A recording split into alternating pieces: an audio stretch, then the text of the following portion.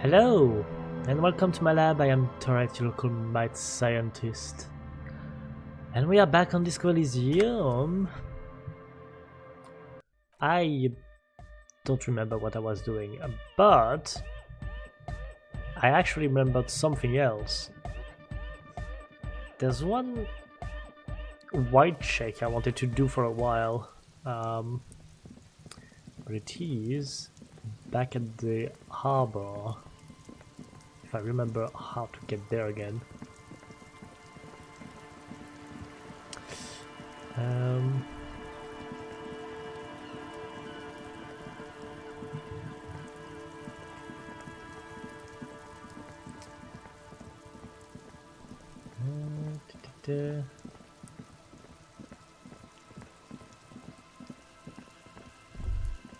Nope.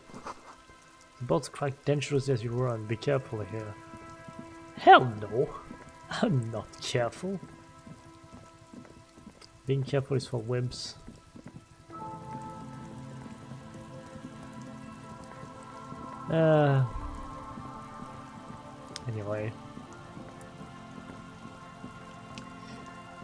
Anyway, I want to go back to the harbor.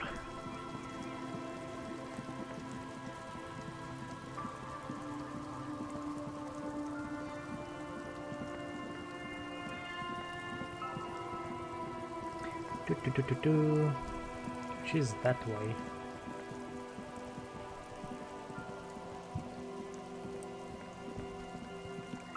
If I remember correctly.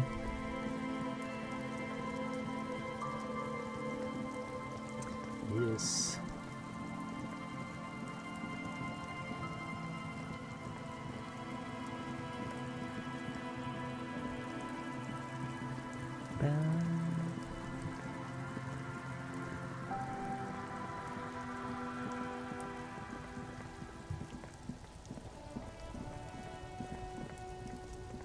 They are still checking the car, okay.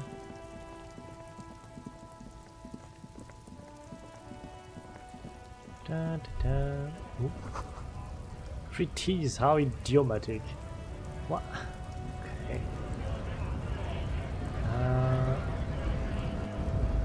I should still be able to go through there.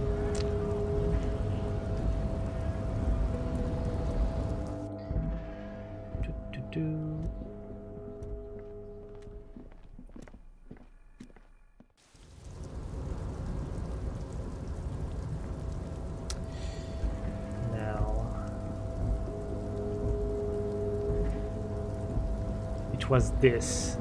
I wanted to redo this.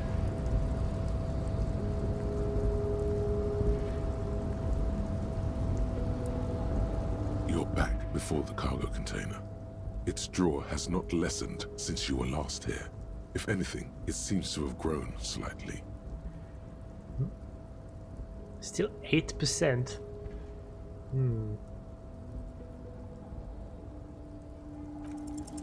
Why are you even trying to open a door with rhetoric? Because getting physical wasn't an option. Because what wasn't an option? Sorry, Kim. Using my body over my wits. Now is not the time to get philosophical, detective. You can do that after hours. You attempt to turn the handle. To your left, the lieutenant considers your actions with some puzzlement. I see. Well, that was a waste of time. It's fine. Ooh, actually, I kind of want to go back to see the big guy. I forgot his name.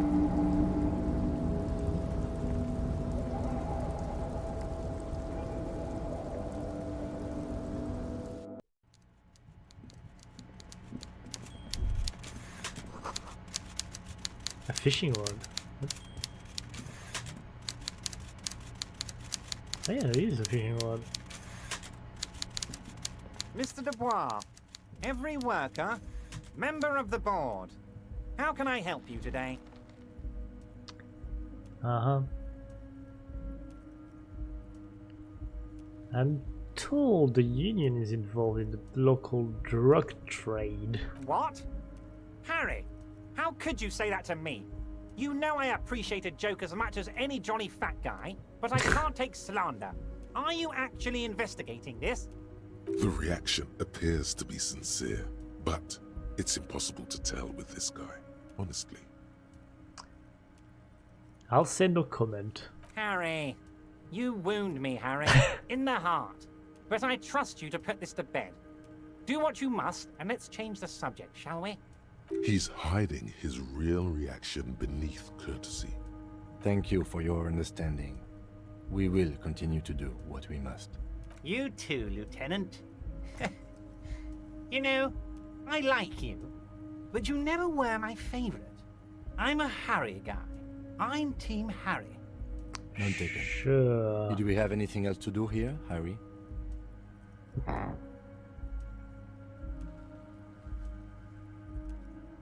Well, I'm not gonna do this signatures thing. Really can't care about that. Just finished investigating local drug yes, trade. your side investigation. Thank you. You've got some spirit clearing up phony drug accusations alongside this murder. I'll talk to the mayor and see if I can get you the key to the city, Harry. Now let's talk real business. Actually, Revachol doesn't have a mayor. Why? That's a shame. He refuses to discuss it further. It's probably just a small nuisance to him. Not even a speck of anger in his voice. That's that then. Alright, you're useless. Anyway. I forgot about that. Okay, I have to do that. I have to return the ruling to say about the traps.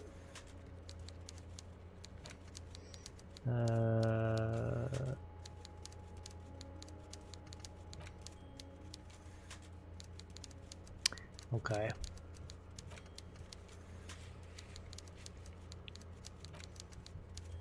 Look at the working firearm. Yeah, I still have to do that.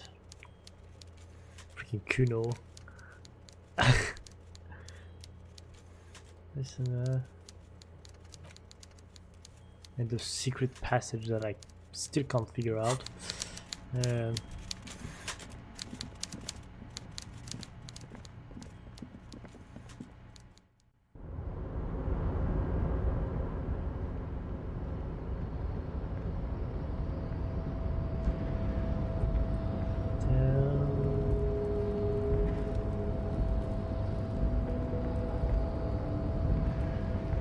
Come on, run faster. It's fine, run faster.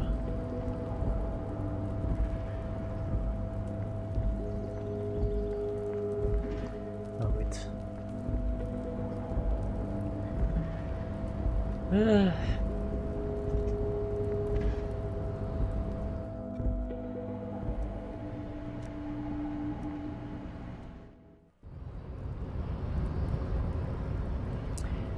Da, da, da, da, da.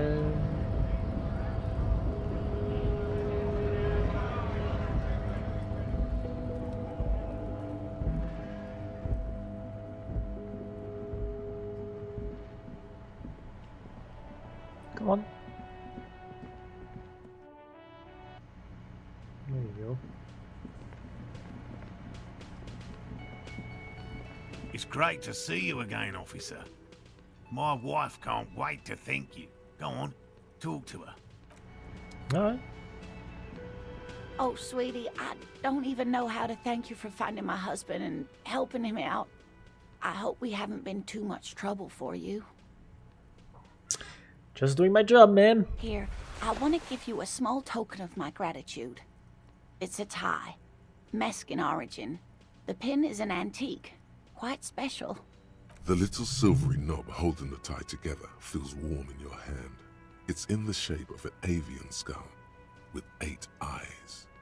You could ask her about this when you get the time. It's probably a cryptid, but the phasmid, of course, is more important. You never told me you've seen the phasmid. Oh, you don't want to hear about some old woman's ramblings. I insist. Ramblings? Nonsense. Your description of the phasmid is the most precise I've ever heard. But darling, I didn't even get the size of it right. Maybe the size. Measuring things is important. How did she get the size? You were a child, my dear. Really. It's extraordinary what you were able to describe. Now go on. Tell our friend about it. He's proven his interest in the field. Reflexively, the lieutenant read his familiar notebook. Well, it was summer. I was building a racing track out of sand on the beach near a tall stand of reeds. Quite a tall one. Many times my height, I remember. When, all of a sudden... No, just what happened? I looked up, and one of the reeds moved. Not like a plant, but like a living thing. It stood up and looked at me. Its body unfolded like some antique toy. I'd never seen anything like it. The reeds turned into a creature. She had no fear, just surprise. I didn't know this can happen, so I reached my arm and touched the thing. It felt just like a stalk of reed, but it moved, swaying, towering above me. After a while, 20 seconds, a minute maybe, it left, went into the reeds. Did you follow it? I tried, but I was only a child. There was mud and high water. I couldn't see it anymore. I was just standing there knee-deep in mud, looking around me. Then what? I ran back home to my grandmother and asked her if reeds could walk, and told her they were looking at me. Of course, she just laughed at me, but I knew what I'd seen. For years, it was a story I told at parties when I wanted to impress boys. That sort of thing. Why would that impress Of course, boys? most people just took it as a strange, amusing anecdote. So did I, honestly. But then I met Morel. We were on a date. Can you imagine? She tells me a story, and it's the most detailed report of the Insulindian phasmid I've ever heard. The sounds. She told me it hissed. It did, yes. Like reeds in a gust of wind. The way it moved, the colour, how some of its limbs were white, like marble. It matched perfectly with what I know from other accounts. It was amazing. If it weren't for Lena, I might have given up hope years ago. It's no exaggeration to say that she restored my faith in my profession. Well, he looks at her with admiration, forgetting a wide smile on his face. Alright. That's a lot of questions. You were on a date? Our first, yes. The old woman looks at her husband tenderly. The glance is tender, yes, but tempered by something else. A thought she can't express, even to him. Interesting. Huh? Okay. His limbs are white. Not all of them.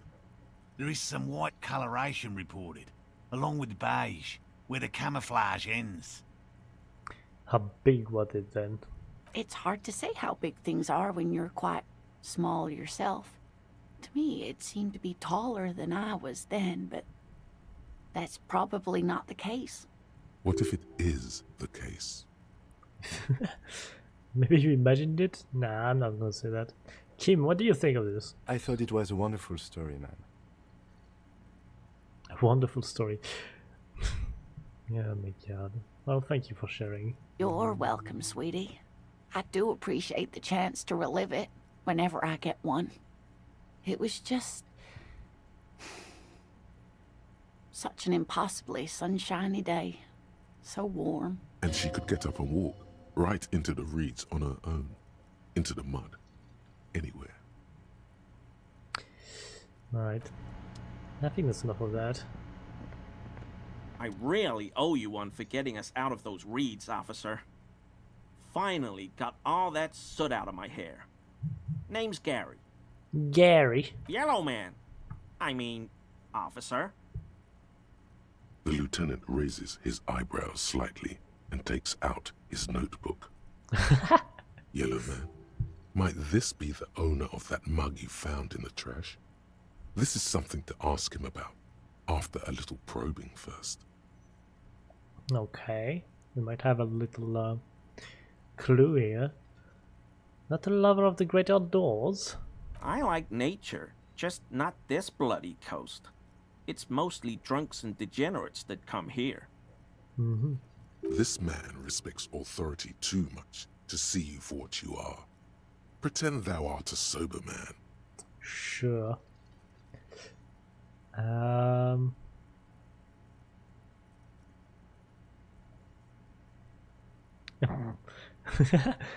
This is alcoholic talk. Anyway, I am neither of those things. I can assure you, I am by the book. I'm a by the books, clean as a whistle, teetotaling. Never seen that word, officer. I'm not even tempted to touch intoxicants. I've been tempted on occasion, but someone has to stay strong for Revacol. Revacol. Serious question time. This man is no innocent. No one is. Right. Do you know anything about the man hanged behind the whirling rags? Oh, so that's what the RCM in Martinez is about. Great. Great to hear someone's finally taking care of that. So you do know something about it? No. Nothing. He was some kind of mercenary. But everyone here knows that. I'm just glad to hear you're looking into it. That's all. Uh-huh. He didn't kill him or anything, but there's something going on here. Is this your mug? My mug? Why would you think that?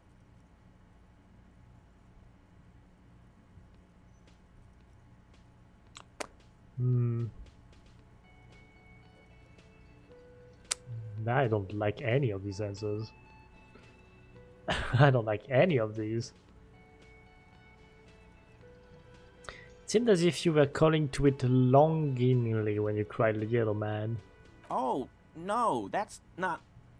Why would I be calling to a broken mug? No, I believe you. You look like the kind of mind who knows it's a crime to lie to an officer. Okay. I admit. I threw the mug away in the trash container behind the hostel. I know I shouldn't have, and I am very sorry, officer. He pauses. You're not going to find me, are you? No, Gary, I just want information. Whew. Thank you. You won't regret this. I won't use another man's property to dump my garbage ever again. I don't know what got into me, really. Work has been stressful lately. Damn Koiko's price dumping us out of competition. What did you do, Gary? Nothing. Just answering some questions. Helping out the law. Here we go. Start pumping that sweet info. Alright, so first question, how did you get into the trash container? Because it's supposed to be locked. I know a guy who works with the trash collection services. CS Municipal. He gave me a master key for the trash containers of Martinez. Why would you need to get into everyone's trash? So I can use the Whirling's trash compactor to store my own stuff. Garbage disposal is expensive as hell. The damn Hemians run it like a mob. I'm sorry, okay? I thought I could cut costs. I shouldn't have. I shouldn't have disgraced myself. Disgraced? No need for the histrionic, sir. It was, after all, just a trash container. He studies his reaction. Gary doesn't answer. Right. Gary, did you put the clothes of a murder victim, the man who was hanging behind the whirling in rags, into that trash container? Officer, please. Let me explain. It's not like that. Do explain? I was only cleaning up. I live right across the yard from where he was hanged, and I saw him stripped naked. All the clothes lying around in the yard, smelling. People are animals, you know? Okay, then what happened? Then I came out to clean up the rags because no one else would. I put them into the whirling's trash, along with a broken mug, admittedly. He changes his mind mid-sentence. Okay. I was coming to throw the mug away, and, well, I threw the mug there and the clothes too. Right. It was just civic duty. The lieutenant remarks drolly. Exactly. That's exactly what it was. Civic duty. As he shifts uncomfortably, a series of clicks, like the clinking of glass beads against one another as they roll across a hardwood floor. You've heard this sound before, but where? What?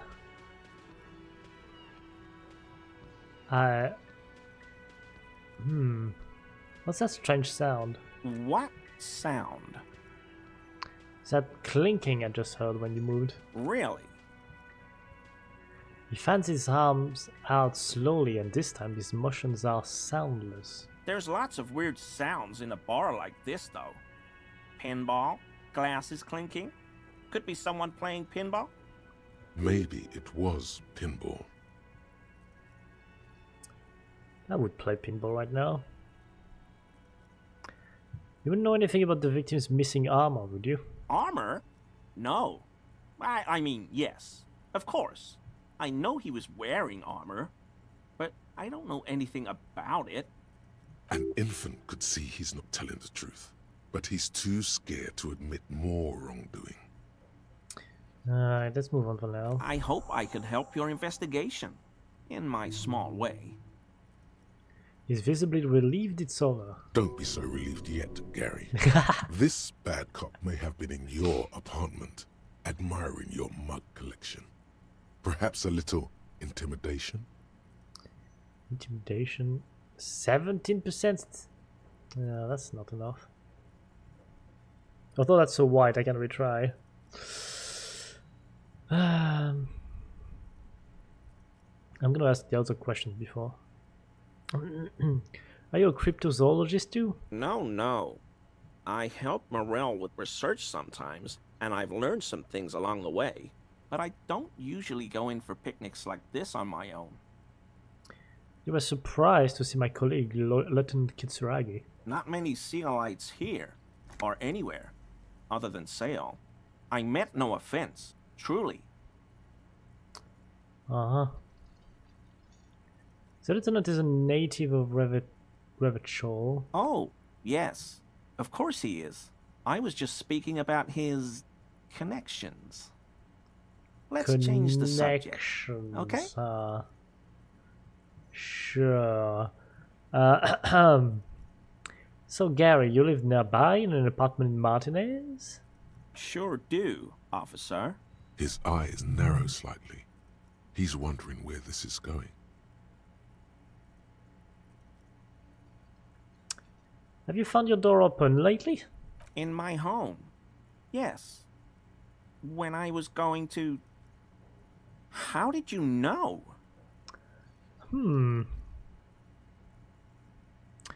Well,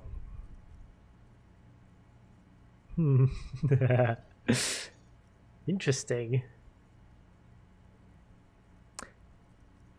I kind of want to say that. Mr. Everard Clare thought it necessary to unlock your apartment. Mr. Clare unlocked my apartment? Don't worry, I didn't go in. So you work for Everard Clare? Officer, please tell him we're good. No, tell him I'll make it up to him. What have I done? He'll send the muscle after me. Not to me. That's an interesting voice. The man looks around whispering and makes sure no one hears you talk.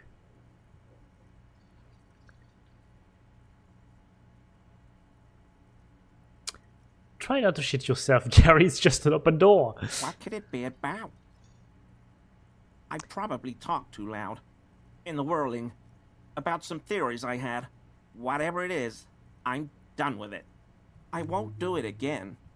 If there's anything I can do to assist you, or the Union, just ask, okay? I'll try to help if I can. This scared him proper. He's positively melting from fear. Has to prop himself up with a lot of anger to keep it together. Yeah. The weather vane has turned. He cannot be unturned. He clearly liked his squirming. He may even have changed Ooh, his now mind it's at about the whole 42%. door opening operation. Damn. 42%. I'm gonna try it. That shirt Hello? looks very uncomfortable on him. Look at the buttons, barely keeping that thing together, as if something is ready to rip out from underneath. Oh, is he wearing a piece of the armor? Oh, something worn underneath it? Yes, like a piece of ceramic armor, for example. One that makes a clicking sound when the plates meet each other, resembling pearls or marbles, stolen from the corpse in the yard near where he lives. I see you're a connoisseur of high quality combat gear. I knew you'd figure it out, officer. I'm sorry I didn't tell you at once. He unbuttons his shirt. I was ashamed of what I did. And I didn't want you to know. You see gleaming white ceramic shine underneath. A thin layer of interlocking plates covers his gaunt torso. We're not detecting falsehoods, sire. He's gearing up to admit the truth. This shame is surprisingly sincere. Gary, what's going on? Don't worry about that. I took the hangman's cuirass. I didn't mean to. What do you mean didn't mean to? God damn it, Gary. I know. Shame on you. Give the cuirass to the officer at once. The woman looks at you, her eyes soft and pleading. Gary didn't mean to interfere with your investigation officers. He's just thick-headed and poor as dirt. But he's always helped us, given us a place to stay. And he's followed Morel into God knows what jungles. He's a loyal friend.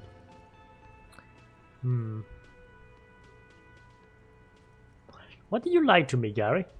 Because I was weak. I should have told you the moment I saw you. But He's a scaredy cat. Alright, give me that armor now. He sighs again, hangs his head, and unbuttons his shirt fully.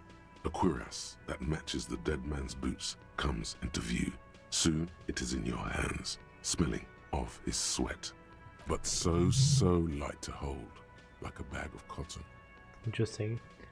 Why did you really put those clothes in the trash? everyone was picking those pieces off him, and I was watching them do it. And they'd scattered his clothes all over the yard. Everything was smelling. He looks at his feet. So I went there to take out the trash and started cleaning up. All those rags on the ground, him swinging up there, and I had a lapse of honor, sir. I thought, he's a foreigner. They all say he wasn't from here. Only the cuirass was left, so I stripped it off him. It was early in the morning. No one saw me. I took it with me. It was a mistake. Had I known it'd give you guys trouble, I wouldn't have... Fuck. We're detecting sincere contrition here, sire. He's not trying to flatter anyone. It's okay. It was a loose end, and you are tying it up now. I'm so fucking sorry I called you Yellow Man. Sealite officers commanded the suzerain's navy. Most of them sided with the king when... He shakes his head. They were thoroughly conservative men, he realizes suddenly. Uh-huh. So do you know who killed the hanged man? I always thought it was the Union, but I sure as hell won't go around saying that anymore. You have my word. I don't know, and I won't be running my mouth on this subject anymore. Alright. This is all he knows. Are we done here, Gary? Yes, absolutely. I will never do anything like this again. I won't mess with Mr. Clare either. You have my word. Thank you for your cooperation. Alright. So now I have this. Goddamn.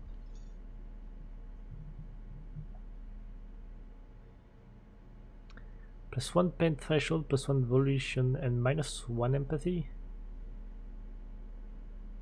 It's not bad.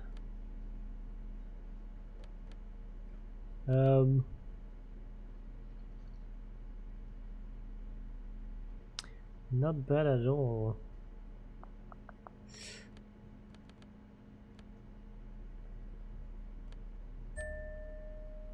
Boom.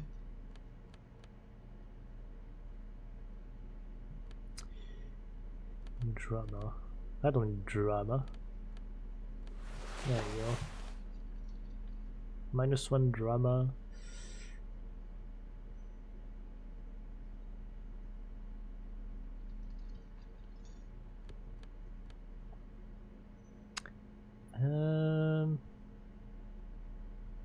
Yeah, I could use better pants actually. Do I even have pants? I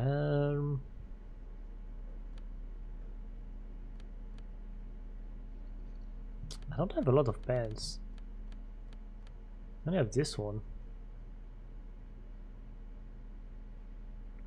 +1 software, +1 electrochemistry, -1 reaction speed. No, I guess I'll keep this one. Alright. I'm gonna do that. I'm gonna report the dead body. Dook.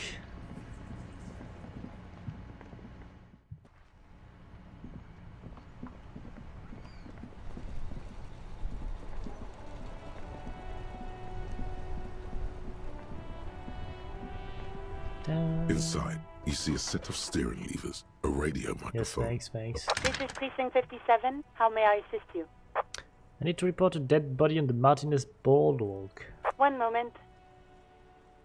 Can you hear her shuffling through some papers? Can you please describe the body? Age, sex, cause of death? An unidentified middle-aged man, height 170-175 centimeters, dark hair, medium build.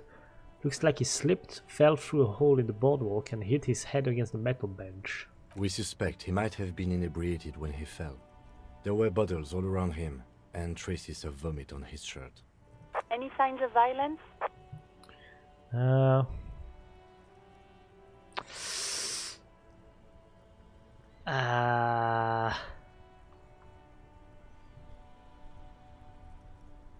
don't know actually. No, it seemed like an accident. No field autopsy necessary. You can hear her quickly typing in the background. What about his belongings? Did you examine his clothes? He was wearing boots, trousers, and an old leather jacket with a bright blue lining. I found a library card from his pocket. Any information on the library card? It's from Central Jamrock Public Library. It belongs to someone named Billy Mejean. Good. You have a lead. Do you and Lieutenant Kitsuragi want to take the case, or should I assign it to someone else? Assign it to someone else, Alice. We've got enough on our plate. Great. I'll give it to your colleagues. You don't have to worry about the case anymore. We'll send our officers to take away the body. That's all for now. Thank you for reporting in. Is there anything else I can do for you? I am 57, done. over and... In the cabin, you Alright, and I got a level from that. What should I actually let me look at the white checks I have.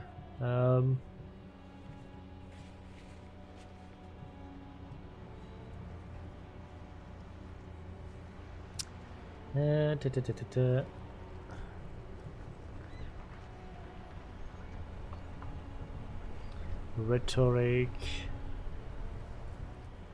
physical instrument. Oh yeah, that barred door. I still didn't shake that door. I'm gonna have to do that.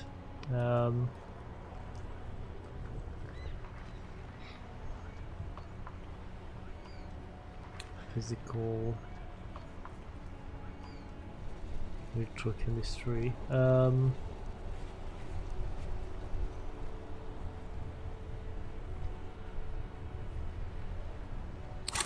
What do I have in physical?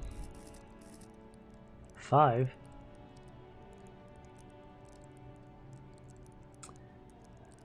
Five. And I have rhetoric 5,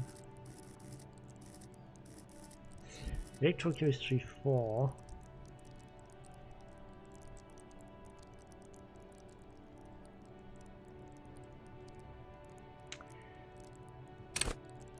no, electrochemistry doesn't need anything.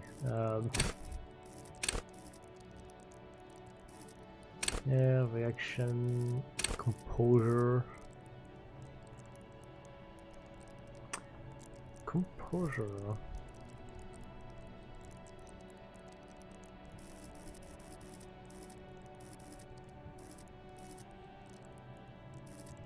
Nah, fuck it, let's go physical.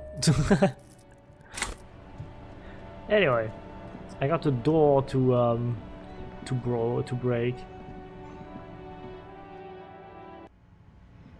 Let's go.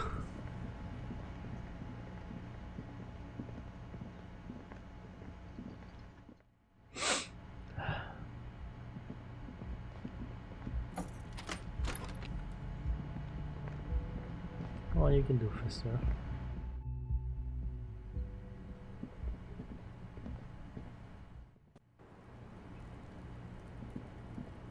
The same small, heavy door. No lock in sight. Kick the fucking door. Oh, finally. Ooh. This time, something cracks inside. It is an unbelievably satisfying sound. Yeah. Nice. Filling you with a belief in your own body. Well, sounds like this time the property damage was at least resolutive. Would it hurt to look in? Well, let's see. Oh, hello. That seems promising. There's a tiny hole in the wall. You see a bedroom on the other side. You can almost see the shape of a man and a woman writhing inside, bathed in drug sweat and dirty linens. Bottles lie around everywhere. I think I can see into Classier's bedroom from here. You can barely see through. Better not to jump to sensationalist conclusions here. The footprints on the floor, however, definitely suspicious. Boring footprints. I want to jump to sensationalist conclusions. Yeah, huh. What were those people doing in there? You lean closer to the peephole instinctively. I bet they're doing something quite unnatural there. Sensationally unnatural. Alright. Okay, so let's look at those footprints. You clearly see footprints in the downy carpet of dust covering the workshop floor. Jackpot. These, unlike everything else here, are new. Ooh, someone's been here within the last week or two. 3 weeks maximum, from the dust coverage. It could easily have been 1 week too. You know, officer. He looks at you. This is good. He likes it.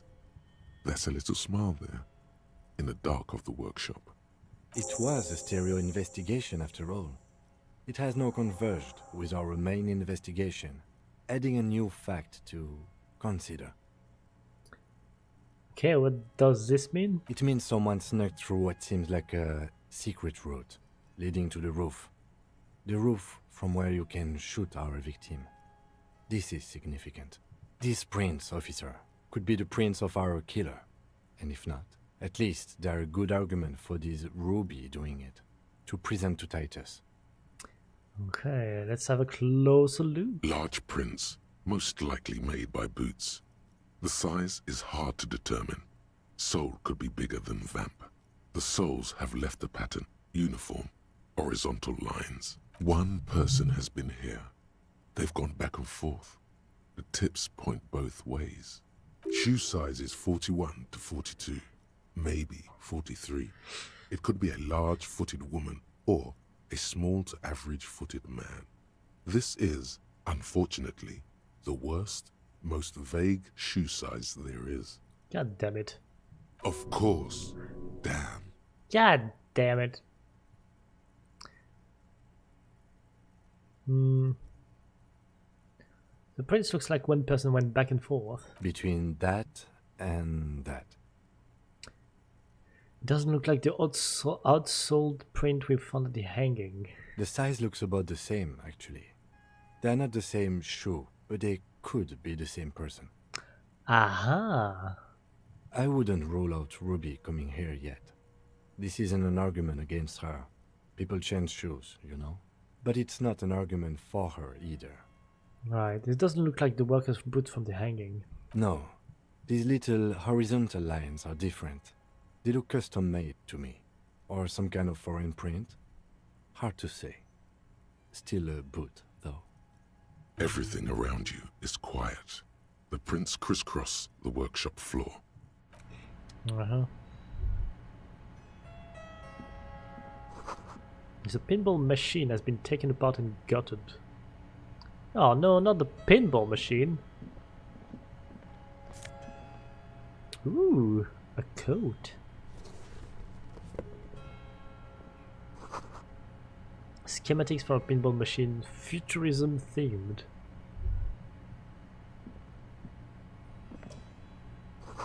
Boxes of tools and replacement parts line the shelves. Alright. Small windows taped shut with black plastic. You can't see outside. Alright, now let's see where this goes. Oh, hello! This pinball is white Diora. The back glass shows a female figure in mourning.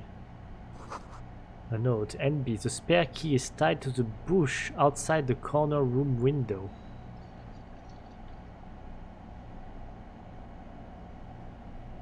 The bush outside the corner... what?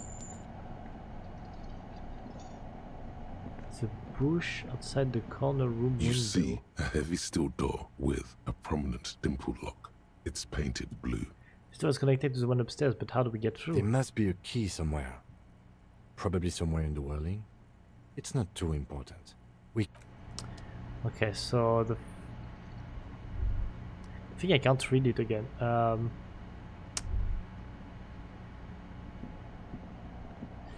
Alright. This small elevator is dimly lit by a bulb that smells of nougat and sweat. Your head brushes up against the ceiling. There is a control panel to your right, and just enough room for two people to... The maintenance card under the control panel reads, Last maintenance, 10th July, 88.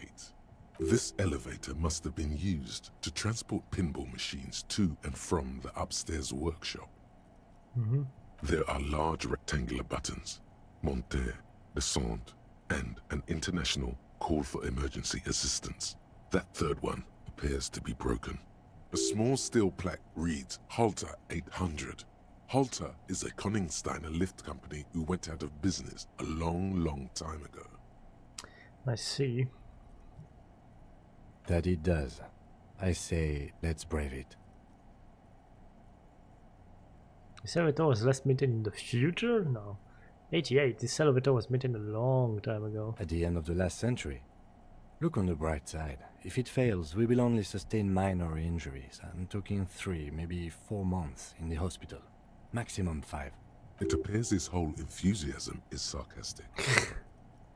So it was mostly pinball machines riding this elevator. Seems so, although it's pretty quaint for a freight elevator. Right, okay. So it said something about the bush? So this is where they brought 40 pinball machines to fix them up. A long time ago. The lieutenant looks around the dusty, crowded room, inspecting the tools on the shelf. It's like they gave up on fixing the pinball machines at some point. At some point, 20 years ago, 15 maybe, before pinball went out of vogue. Well, that's sad. It used to be a pinball workshop. Looks like it. I'm guessing Martinez North 22 used to be a pinball arcade before it became a hostel. There are machines left over. A creak. Some dust falls off a shelf. Downstairs in the hall, next to the main door. One of them even works. I've seen one of the artists bang away at it. Remember the dice maker? Then that means... Whirling in Rags was once Whirling in Rags was once the East Delta Pinball Arcade. This is all left over. Ah, yes, as the novelty dice makers said. This has absolutely nothing to do with the case, I'm sure. But I do like a nice little connection. But then it went bankrupt. Your skin crawls from making the connection. No. I forgot about that.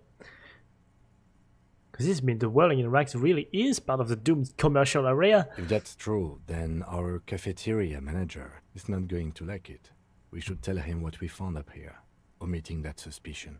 He does not appear to be the kind of man who likes his establishment to be part of a neighborhood ghost story about bankruptcy. Stupid superstition. But still, it would be interesting to see what the cafeteria manager thinks of this. Indeed, indeed. What did I wanted to do? Yes.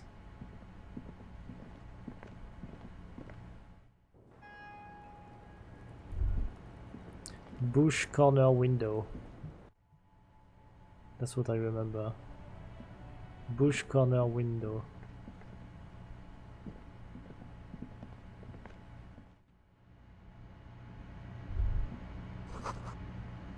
She's made around 4 months of payment for this room. Wait, no, that's not a bush. That's just a plant.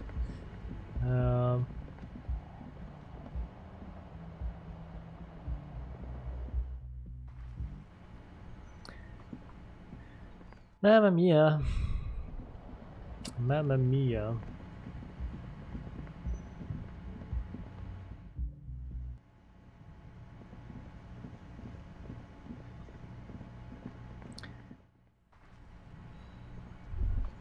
Alright, so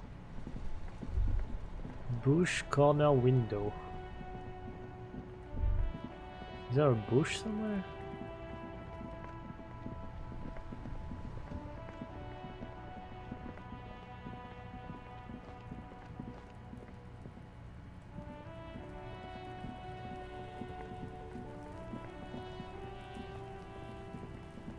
What about around here?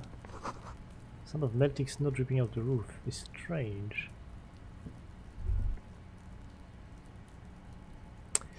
Oh well. What does my thing says?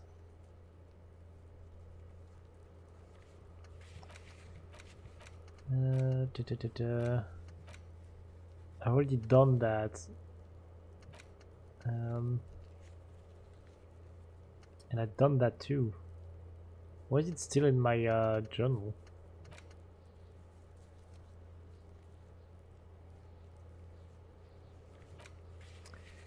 And that...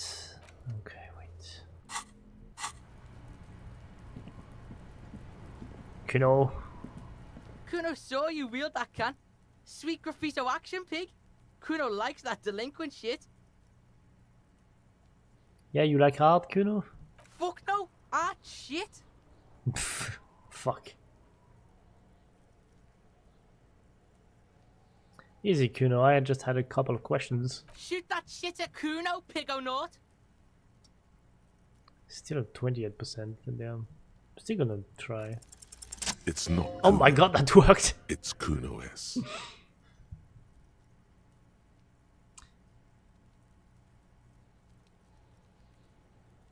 Act on it, try and separate them. Kuno, psst. Fuck you whispering about? He whispers back. He's whispering too. He's going with it. But watch what happens. Fuck you whispering about! She puts extra stress onto that word, expecting it will make you uncomfortable. If Kuno wants to whisper, he's gonna fucking whisper, okay? Let's whisper, pig. This is it. You've got him. But be careful. You can still fuck this up. Don't make Kuno look bad in this. Uh-huh. Uh, Kuno, listen to me. She's trying to control you. We gotta get you out of here. It's okay. The pig's trying to pit us against each other. Not gonna let him do that. Idiot.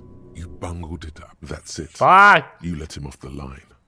That was a bad, manipulative thing to say. You should understand. I got you this far. I couldn't get you all the way. Try to fuck my God Kuno. fucking damn it. Try to fuck my Kuno away. Me and Kuno are tight. We ride for life. And then try again? He's on I your fucking knew crime it. scene. I bossing fucking knew you it! around. And he's been here for some time too. This is where he hangs out. You have to get more out of him. He could be useful.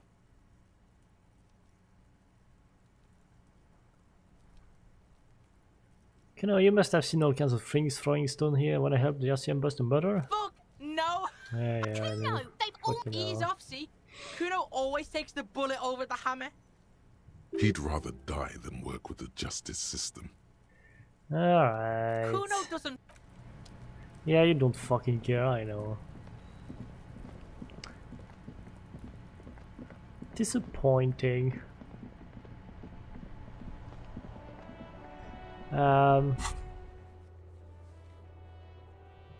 Right.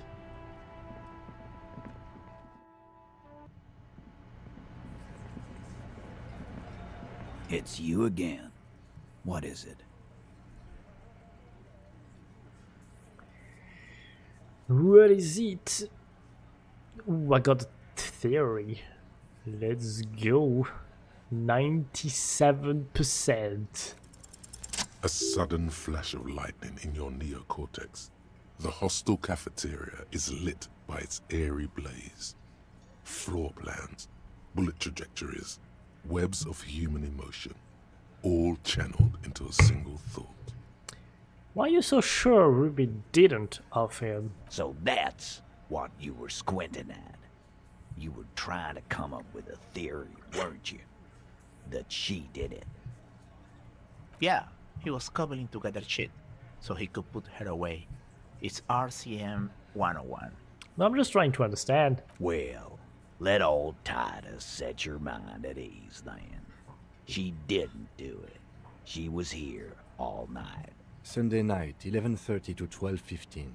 She was here all that time? Yeah, with us, drinking, near the stage there. Uh-huh. She didn't go to the toilet? No. In the whole 45-minute window, she was with you all the time? All right. She took a fucking leak, okay? For one moment. Maybe went out too. She has an operation to run from her lorry. We're not getting into what that operation is again, Cope. No, don't worry. And just 'cause she was gone for 5 minutes doesn't mean she magically got to the roof and shot him. I've been through this. It's not plausible. Except we now know it is plausible because of that fucking door. Alright, we're in. We got Ruby unaccounted for sometime during the window. This was crucial. Now let's place her on that roof. There is a secret route in the kitchen that leads straight to the roof. How? Through what looks like an abandoned pinball workshop. People say there was a pinball arcade here, sometime before the hostel. What was it called, Theo? East Delta Pinball Arcade. Weird place. Went bankrupt. Okay, but how'd you get up? There's no room for a staircase in this building. Or an elevator, for that matter. The elevator is outside the building. It's an old dumbwaiter used for moving pinball machines up and down from the workshop. From there, a door leads straight to the roof. You can just step outside. Ruby could have gone up, shot him, come down. All under 7 minutes. That's quite the theory. We need to have a look at that secret passage, boys. I'm on it, boss. Right when the law clears, me and Angus are going up there. It's a dumbwaiter, not an industrial lift. How about I go instead of... Just now. You got something else to back this route up? Or is that it? Well, you do agree the shot came from the roof, right? Why not? You can't draw a straight line into Clausia's window from any of the surrounding buildings. Not from what I know about Martinez. Maybe from the coast. But like I said, I've been too busy dealing with you idiots. So no, I don't think it was a sniper. It was close up. There's a 72% chance that the bullet came from the roof. 72%. There's a percentage and all. Where'd you get it from? Your guys in the lab? Yeah, it's big lab back in Jamrock, the Jamrock Ballistics Lab. Wouldn't hurt to have one of those in Martinez. What else have you got that puts her on the roof? Have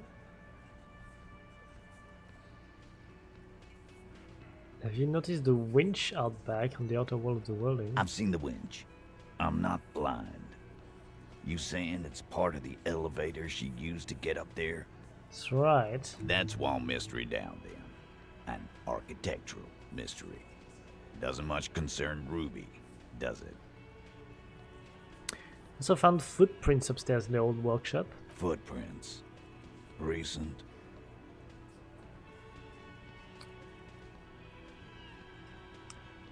Recent? A week or two. That close, huh? How fortunate. I'll take a thorough look at those prints myself before I believe that call. Good news is, I'm still listening. Hey. A skilled Sambo artist could have climbed the outer wall like a spider. I'm not gonna say that. That's stupid. That doesn't have to do much with anything. So have we firmly established Ruby could have had access to the roof where the man was shot? Firmly doesn't go well with could've. There's a route to the roof. Me and the boys need to check it out. That's what we've established. But a route does not put that bullet in his head. A gun does that, and Ruby doesn't carry one. Phase 2. Murder weapon. Get a gun in her hand. If not that, then at least a shadow of a doubt. In the shape of a gun. Just Sure. don't contradict yourself. If it doesn't sound like Ruby did it, maybe keep it to yourself. Uh-huh.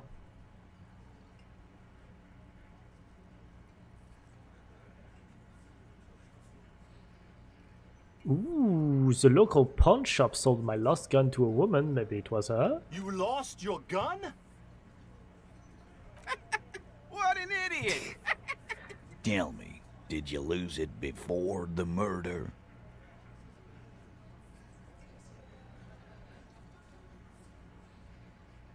Huh. Wait. Wait, that's actually... Huh. Hmm. Hmm.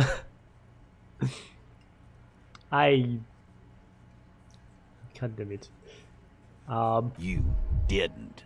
And Ruby. Stop thinking about your lost gun, damn it. You'll get a heart attack. This was merely a thought exercise. He did not lose his gun. Let's move on. Then why the fuck was he asking you for your gun, huh? When he Oh tried my shooting. God. That's a solid logic structure. Do something.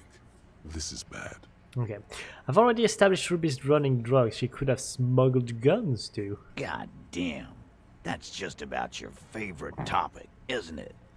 Every fucking 5 seconds. All I'm saying is, from what I saw in our cabin, she'd have no trouble getting a gun. Trouble. This is Revachol. Even the roid heads in the gym had a carbine. No one has trouble getting a gun. I still never saw her carry one. He must be referencing some past case of theirs. He's angry because he knows you're right. What he's saying only confirms your theory. Have a nice the bullet that killed him is what jacketed. So, So it had to come from a breech-loading rifle. Military grade. Not even you militia monkeys have those. This goes against your everyone has a gun theory. If it was military grade, how'd Ruby get it? Just because it's rare doesn't mean you can't get it. Carl, that's exactly. That wasn't strong. Well, I'll show them the antique rifle then. There are weapons like this just lying around in Martinez. That looks antique. A Belle McGrave. It's inoperable. Where'd you get it? There's a cellar under the bookshop. It was in there with others just like it. 20, maybe 30 rifles, Titus. Also broken, but still, there were too many. And there must be other caches too. God damn it. We need to close that dump down for good. That's a goddamn breech loader, too. Find one that works, and you got a military-grade weapon that shoots jacketed ammunition. He sees it. This is coming together. He must. Time to really close the deal. Show them the bullet. Alright, and this is the bullet. The Belle McGrath uses the same caliber. The blonde man looks at the mushroomed Deathbringer in the evidence bag and says, "Yeah, the bitch is jacketed all right. 4mm too." Whoa. Well, goddamn. It's not proof, but it's a possible murder weapon. Close to her. Too damn close. You have been thorough. I'll give you that. I didn't say that proves she had the murder weapon, just that we need to find her. I don't know, Cop. Why don't you find your lost gun first? Oh, shut up, you. Easy now, Al. This isn't comedy hour. Titus, we're not seriously considering it, are we? Ruby wouldn't do this. Why would she do something like this? Phase 3. Motive. The last component.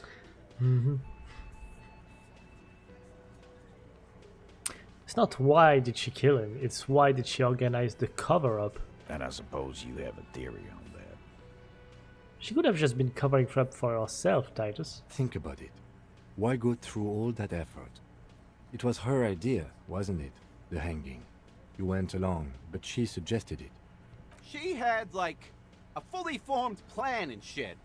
Right when she came back downstairs. Really, Shanks? Claudia wanted to talk to another girl, that's all. She was just the first one up there. I could have come up with that plan if I'd have been first. Time for a logics demonstration.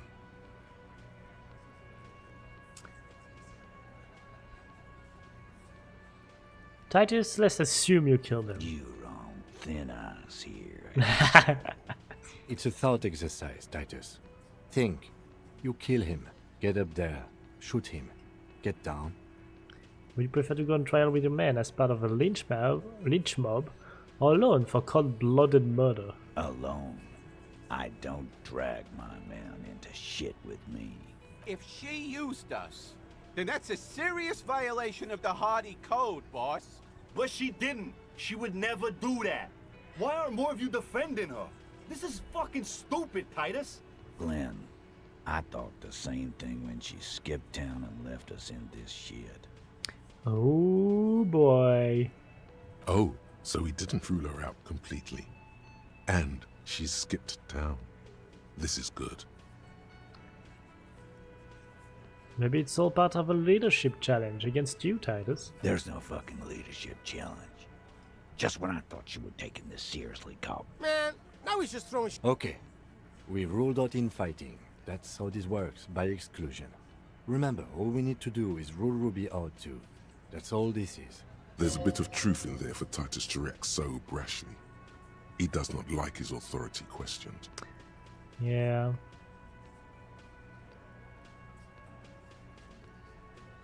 Maybe she killed him because she thought it would curry favor with you. You had expressed, on occasion, your dislike of the mercenaries' presence in Martinez, right? Whack someone in my district? That doesn't carry much favor with Titus Hardy. She has to know that. He rubs his chin and looks out the window. It's the kind of chin rubbing men, often leaders, do when they think of punishment. Titus, you have to see it. Things don't add up. We need to talk to her. Silence. He looks around the room. The old man in the corner nods, a very small nod, and a trickle of tobacco spit on his lip. This is the only option he cares for. Yeah, I see it. There's one more thing I've been wondering about. Ever since you asked me where she is. Add it to your list of suspicions, if you want. I don't know where she went. She just got up and left. Got real scared, too. Wouldn't tell me where. However hard I asked. Wanna know why? Why? She was afraid I would tell you. Maybe she was right. By now, I probably would. She knew there's evidence on her, and she knew we'd find it. This is typical suspect behavior, why fleeing is always incriminatory. Yep. Perhaps. Ask her if you find her. It won't be easy, though. She made sure of that. Okay, so, when did she leave? Friday afternoon, when you first arrived. I got word the RCM was in town. Then she came in to see me. Told me she was leaving. That's when we had our little conversation.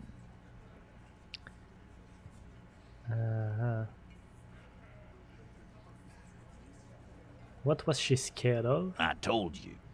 You. Me as in the Elysium? No, you. As in the cop with the sideburns and the disco clothes. What?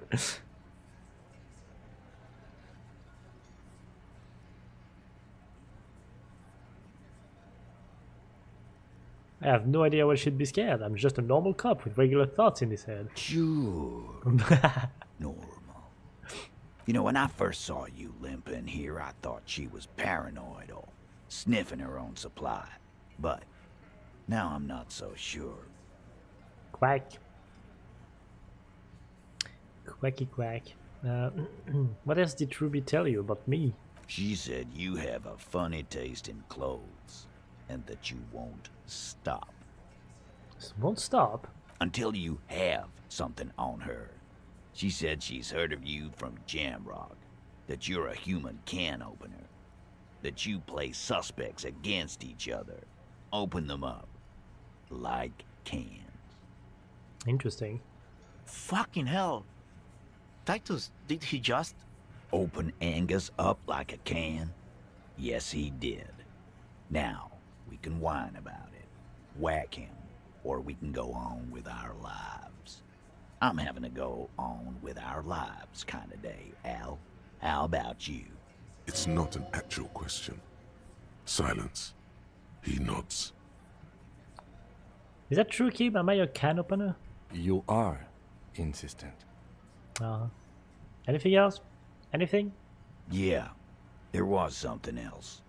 She wouldn't tell me, though. I could see she wanted to. It was burning on her lips. This caught Titus. This caught Pete. But she was too scared. Does she know me? Like, personally? I think. Scared? I think that's that. You should be, too. A strange fear creeps over you. A metallic taste in your mouth. Change the subject.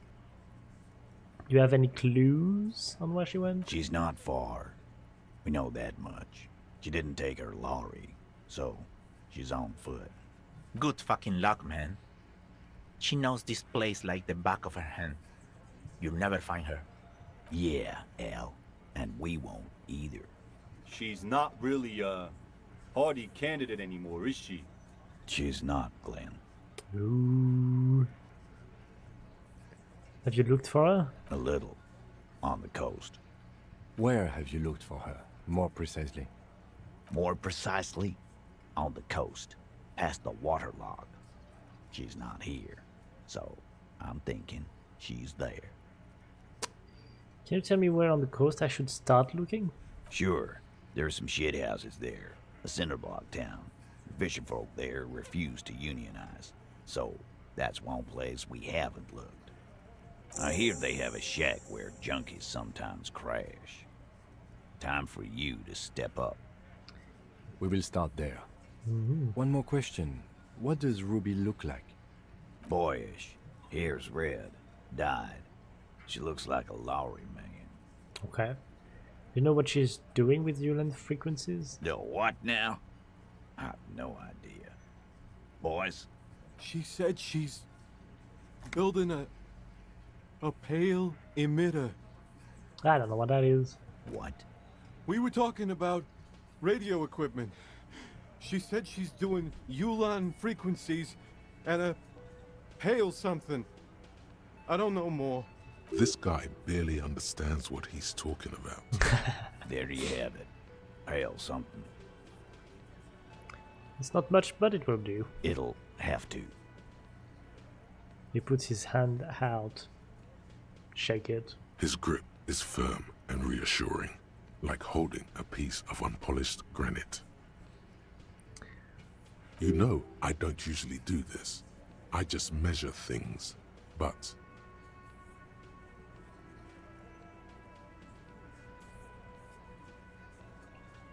But what?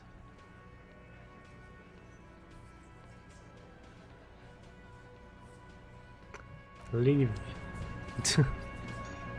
But what? Hey. Look. Well, well. Bringing him that new bird sure made a difference in his attitude. Yeah, Another thing. Great. I love those. Gerd, what if I told you I got into the back room behind the blue steel door? Oh, okay. Well, I did hear you make noise back there, so good for you. It takes a lot of willpower not to ask. Obviously, he's been wanting to know what's behind the door. Aren't you gonna ask me what's back there? Okay, what is back there? Pinball machines. A pinball workshop. Ha! I knew it. I've always wondered where those machines by the door came from. And they told me there was some kind of pinball thing here too. I knew it. Were there any back there? In working order, I mean. Why? Do you want to play? Because I might be up for a game. No, I was just wondering Uh-huh. if you found pinball machines there. Thinking of turning this place back into a pinball arcade? No, but we could diversify the entertainment options, seeing as you've opened the door back there. The machine we have in the corner now is broken. It wouldn't hurt to get a little life in here, other than the hellish karaoke machine. That one's always causing trouble. Yeah, those numbers he's adding up must be making good sense to him right now. Sounds like he cares about the place. He's not going to be overjoyed to hear that it's part of the doomed commercial area. I'm not gonna say that. You should still know. You have to be forewarned about these things. Nah, I'm not gonna say it. There's a peephole in the wall. What wall? Upstairs in the secret bathroom, right next to Classier's bedroom. I found it when I found the pinball machines. I'll have it fixed at once. Thank you for letting me know. I assure you, the Whirling does not abide spying on its guests. What a shame to fix such a good... Shut up, electrochemistry. Alright, you've been notified. Thank you. I'll patch it up personally. Was there something else about the establishment? I hope not. No, it's fine. Yes? It's fine. Everything's fine. There's no doom. Everything's fine. Anyway. I have to do that. And I got a level.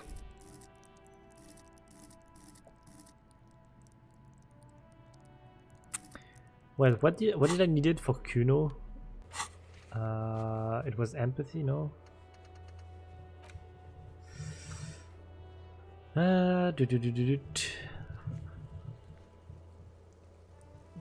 Empathy, yeah. Alright. Let's do empathy then.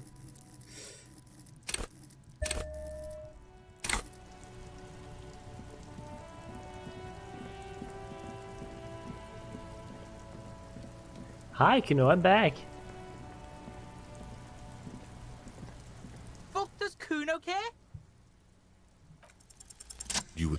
pushy last time. Think this through. Try to really understand the psychological bond Kuno has with Kuno S. Okay, so what's the deal with Kuno S? Just look. While Kuno has no problem being near you, she always hides behind the fence, afraid for her life. Like she's done something very bad. She came up with that psychopathic scheme of screaming for help before. Kuno just wanted to talk to you about his name. Kuno S was the one who wound him up and directed him. Also, Kuno hasn't stopped talking to you, even enjoys it from time to time. When you talk to the other one, it's like talking to a cornered animal. She only hisses and says murder was the case that they gave her. All in all, Kuno respects madness. You cannot hope to outdo her on that front. You must win yourself a few minutes with him alone. Interesting how. Kuno S is by far the worst of the two. Kuno has no problem being near you, but the other hides behind the fence. She came up with that psych. Also, just repeat, Kuno okay. hasn't stopped talking to you. All in all. Alright, so you whispering about? let's go back into the whispering. He's whispering too. He's going with it. But watch what happens. Fuck you! She put... If Kuno wants to whisper, he's gonna fucking whisper, okay? Let's whisper, pig.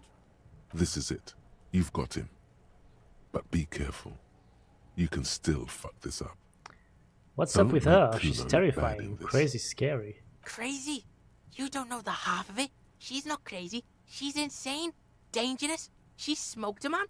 She's done people in, probably even pigs. Stop talking to him! Kuno, I'm fucking warning you! You're gonna get us into shit!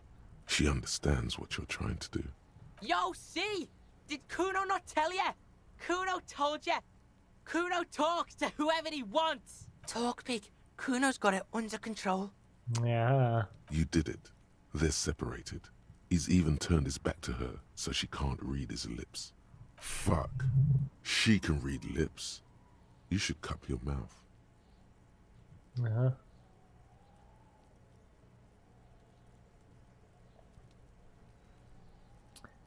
Okay, what do you mean she smoked someone? Kuno means she killed someone. That's right. She's a killer. Like, actually a killer. His little green eyes are fixed on yours. Really? Isn't she too small to overpower someone? Are you getting this? You think I'm fucking telling you a joke here? How hard do you think it is to kill a fat ass? Sweet talk him, then knife him. She's probably killed a pig too. I mean, I'm pretty sure she has. Okay, how many cops has she killed then? Forget Kuno said that. Kuno was just shitting. Kuno was just running his mouth. Kuno's stupid like that. Yeah. He feels eyes on the back of his head and stops. A cop would be too large for her to overpower, but a determined child of her size can still kill the vulnerable, the elderly, the homeless, or other children. The creature peers at you both The creature. from over the fence. Oh, damn. There is something searching in her eyes. Fear. Okay, Kuno, do you think it's possible that she's killed other children? Kuno falls silent. He does not look at you when he replies. Kuno, that's it. That's what Kuno is starting to think, yeah. Don't move your head. Just from the corner of your eye, look at her. Okay. Though her friend spoke too low for her to hear, Kuno S is not smiling anymore. Think she has anything to do with the dead man? Yeah, she would have liked to fuck him up, but she didn't. Kuno wasn't around, and C was with Kuno. Okay, where were you? Look, Kuno's gonna put you at ease. We didn't do it. He speaks the truth, my liege. Well, I already knew that anyway, so... You said she's insane? Yeah, she's psycho. None of that kiddie psycho. Cat burning shit. She does the real deal. Well, let's leave it at that. Yeah, let's. What's that language she uses? Fuck knows. She says it's the song of her people or some shit. What people? Crazy people. The fucking Nakis. I don't know. Sounds boreal, like something from the tundra and tiger-covered cutler, Isola. Far, far away from here. As far as possible, really. Right. Kuno, could she be Cerise? I have no idea what this is. Sure. Interesting things Oh, aren't important. Only your cop thing is. Fuck it. Okay, it's okay. Is she your sister? Fuck no, she's not my sister. She's just a stray who got in. A like stray? a mad dog or some shit. Stray? Yeah, she was just there. He points at the apartment building behind the fence. What was that, Kuno? The little one twists her neck, looking at the building. She was in the hallway, dripping wet, by the fucking shoe rack, in the dark. A shoe cupboard just off to the right. Have you been to this place?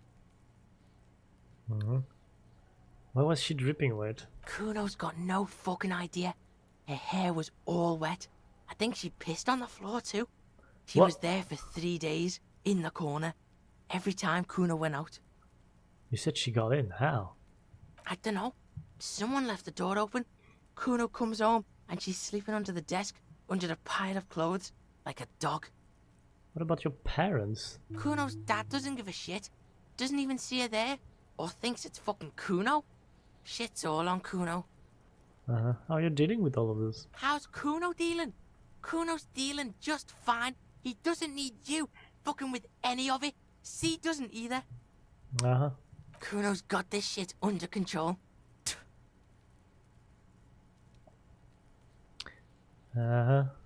She needs professional help. You can't do this alone.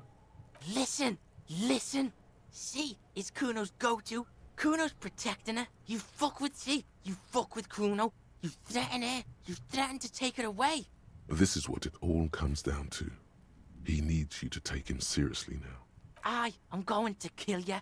I'll run when you put the cuffs on her, sneak up on you later, and fuck you up. Do you understand?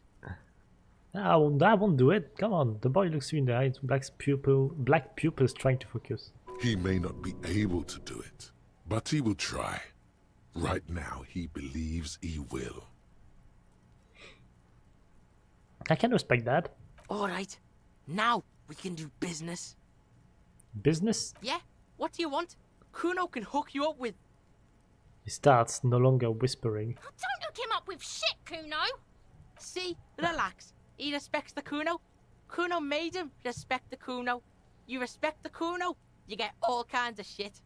Hey. Kuno's gonna get you hooked on illegal narcotics if you run a little errand for the Kuno. I don't need pig, that. Get his hook in you. Then Kuno gonna get you hooking for more. Cash in big style. Pig hooker. That's right. Kuno's a candy store for pigs now. Get ready to be rewarded.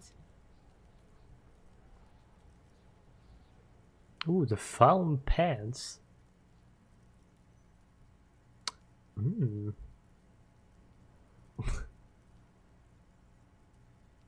mean, I got the money. Really. I can take it. Here, pig. We're fun now. Performance buddies.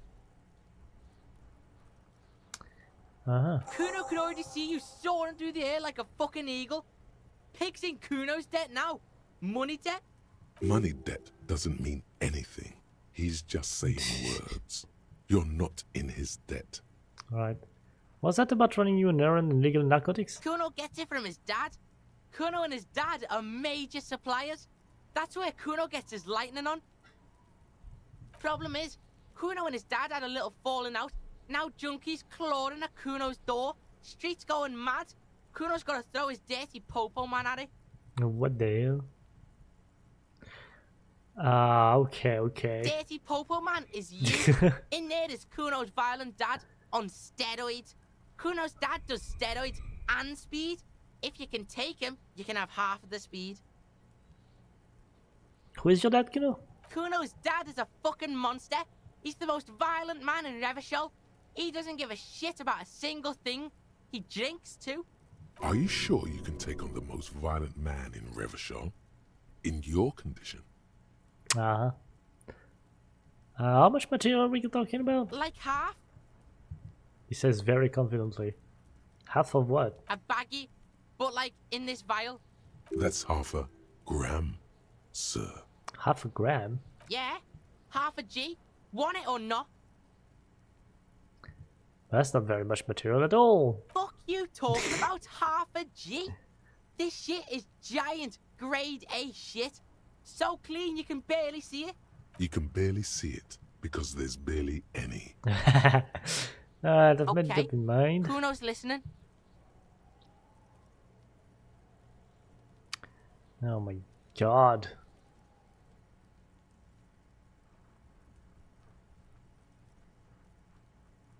Oh my god. What am I gonna do?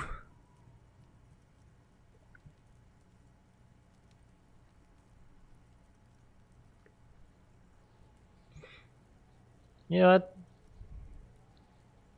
I'm going to confiscate it. Sure.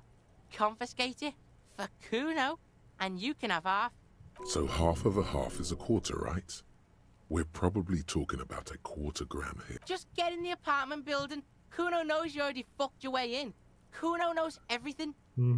Go to room 12, first floor, and kick down the door. Police violence style. Kuno style. And then it's action time. You're locked in the room with violent fuckheads. That's it. Next time Kuno sees you, you better have his shit.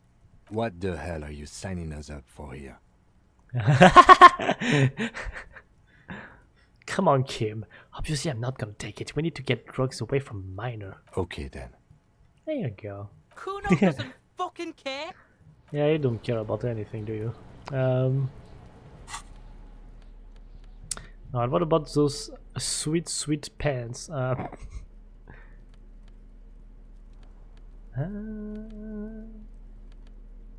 take it. There you go.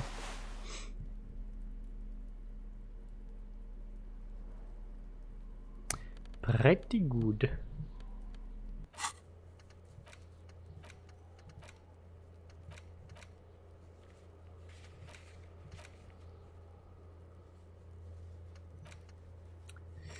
Anyway, I'm gonna go back to the fishing village thing and start to ask questions.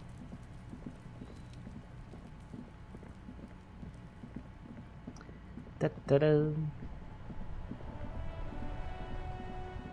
Ooh, what's that? There is something down there. What do you mean down there? What? You don't just say that and... fuck you.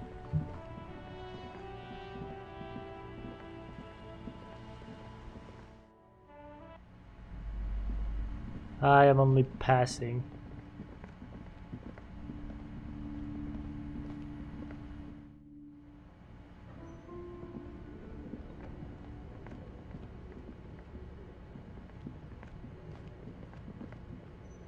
Yep. Kim has something to say. And the flashlight works a lot better if you hold it in your hand. Yeah, I got it. God damn it.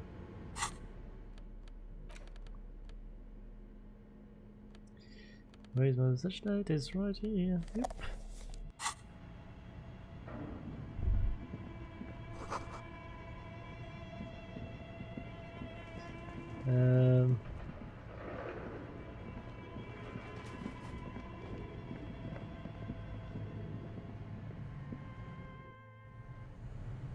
There you go.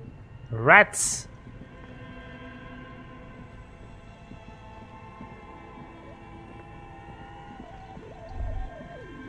Is there anything new here?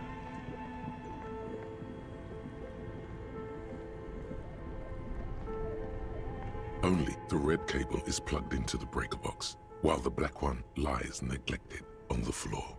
Unplugged? An electric sizzle. The room is slightly quieter now. What about the black one? Somewhere, a machine hums along with the current, happy and contented. Plug the other one. Somewhere in the dark, a giant electrical... Okay, I have no idea what I'm doing.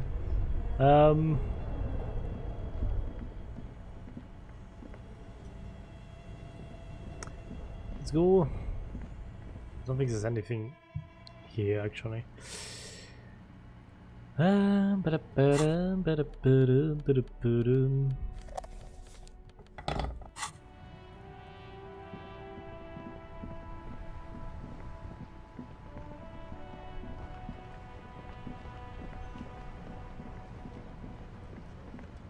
Ta-da-da.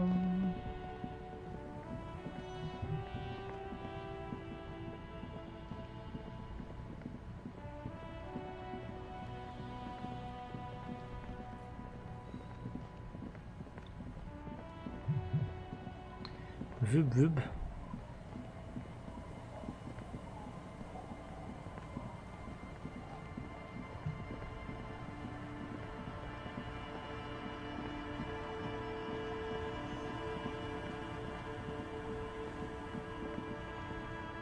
Ah, it's time to ask questions alone. The waves are beginning to die down. Look at those little bastards. Simmer down. Simmer down, bastards. I'm looking for someone else. I'm looking for a suspect who might have stayed in this neighborhood. Okay. When did this person stay here? Very recently, over the past few days. She might have arrived on Friday. Oh. I've been out on the sea for most of the past week. The weather's been good for fishing, so I usually start at 4 in the morning. Really? Yes, that's the optimal time. Got to make the most of the calm. I've been sleeping like a corpse after. The sea really takes its toll. Now I'm just waiting for the wind to settle to get out there again. Sorry I couldn't help you out. Maybe I can help you find someone else. Right.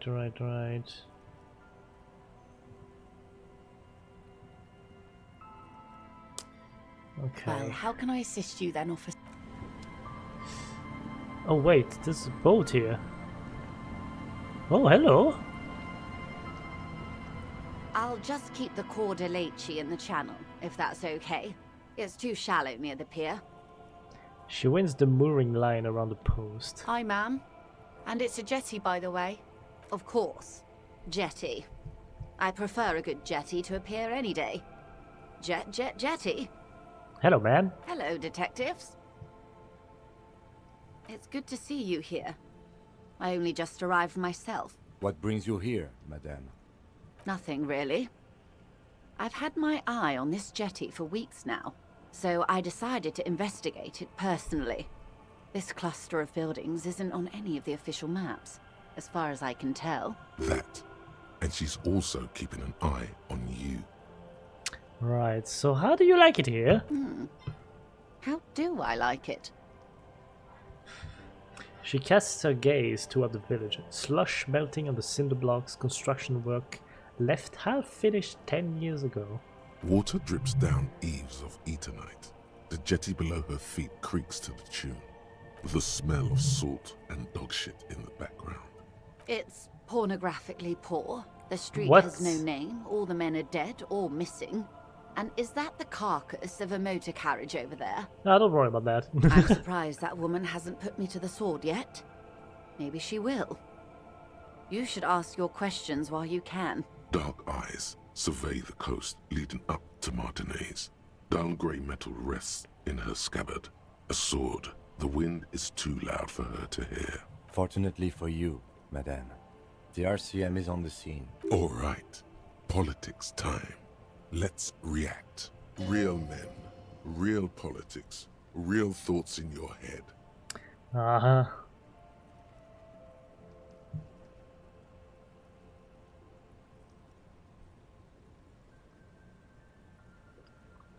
Try not to be scared, it's just how the real city looks. Oh, I'm not frightened, officer.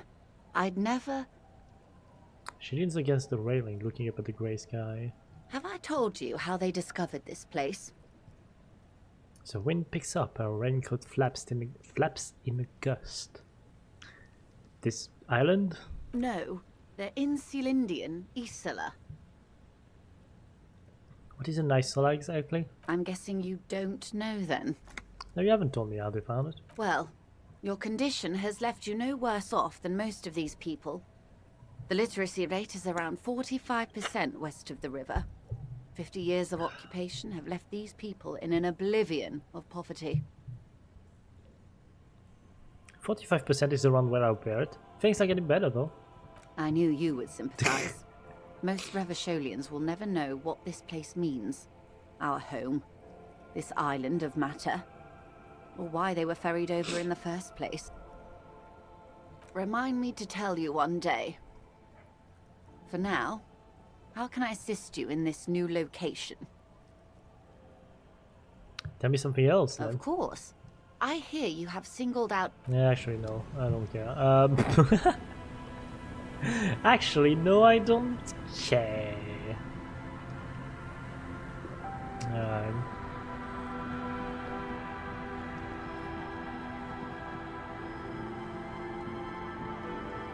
You. Our tenant, the policeman. I hope the waves don't keep you up at night. What can I help you with?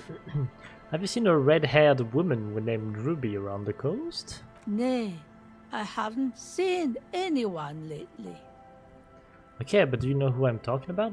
This is my little cinder block town. I know what goes on around here.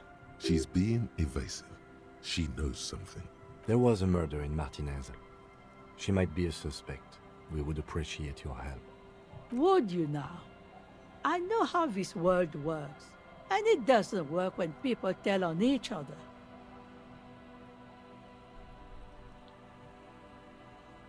Mm-hmm.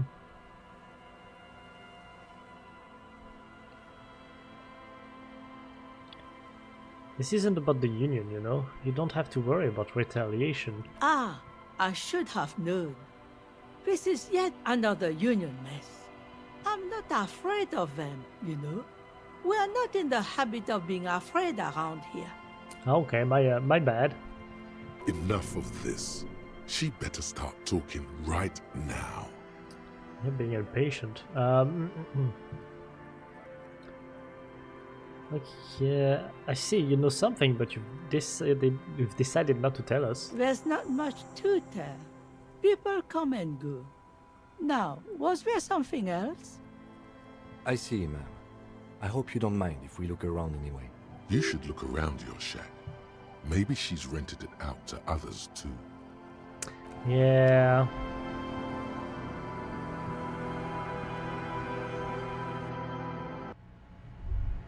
Ooh. As you look at the floorboards in this corner of the shack, it's clear one of them isn't quite level with the others. The edge of a floorboard next to it looks scratched. Move the board. Hollow space underneath the floorboards is dark and damp. You can barely make out the mixture of sand and sawdust below. What's in here? Nothing particular catches your eye. Looks like more reeds. There might be something hidden inside the sand, though. Then search. You stick your hand in and start combing through the sand.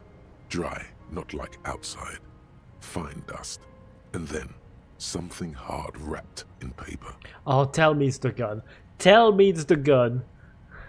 A small cylindrical object. Bullet. You pull it out. A bullet. Ooh. A 9mm bullet, to be exact. Fit for all muzzle loaders of that caliber. This bullet isn't for a bridge loader like the murder weapon? The floorboard isn't interested. Maybe the washerwoman is. You have enough to confront her with. Holding the bullet, you get the feeling this isn't ammunition against you. It's for herself. Aha! What is that? An old mirror hangs on the wall. You see your... Well. Quack!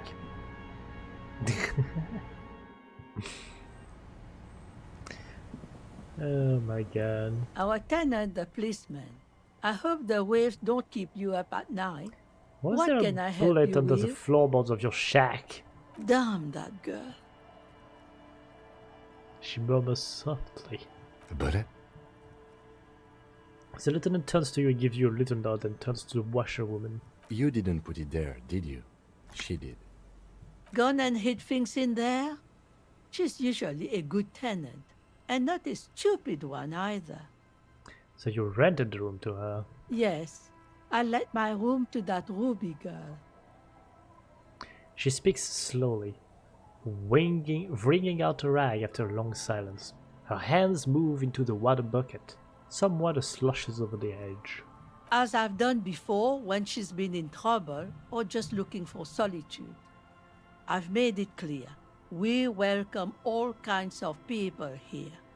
When was this? She came last Friday, left on Monday in a hurry.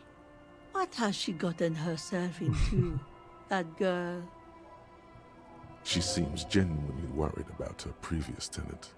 She's seen her hiding out from trouble before, but this seems different. Yeah, that's quacktastic. That's for the police to find out. Right then, please answer each question to the best of your ability. I'm sure we have a few. Alright, so you said she left on Monday. Yes, early with the dogs. Around 8 o'clock, I think. She probably heard the lieutenant's Kanema drive by, and it woke her up, just like it did you. Kim, she must have heard your kinema. Yes. That is a downside of having a 130 kilowatt engine. It lets the bad guys know when you are coming. Yeah, that's not good. Is the room exactly as she left it? I cleaned it, like I always do. Was there anything else there? No. Okay. What is she like, Ruby? She's good company. Knows how to talk to an old woman. At my age, you don't get a lot of quality conversation.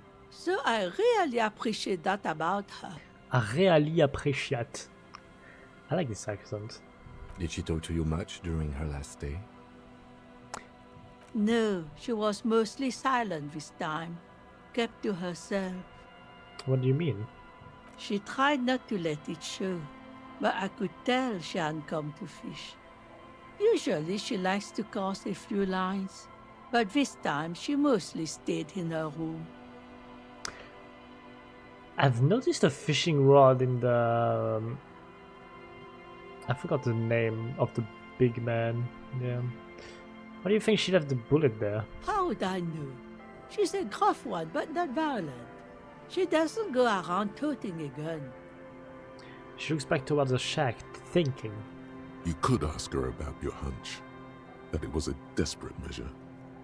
See if she thinks Ruby fits the bill. I have a possible explanation in my mind. Aye. Do tell. It's an exit plan. Exit from what?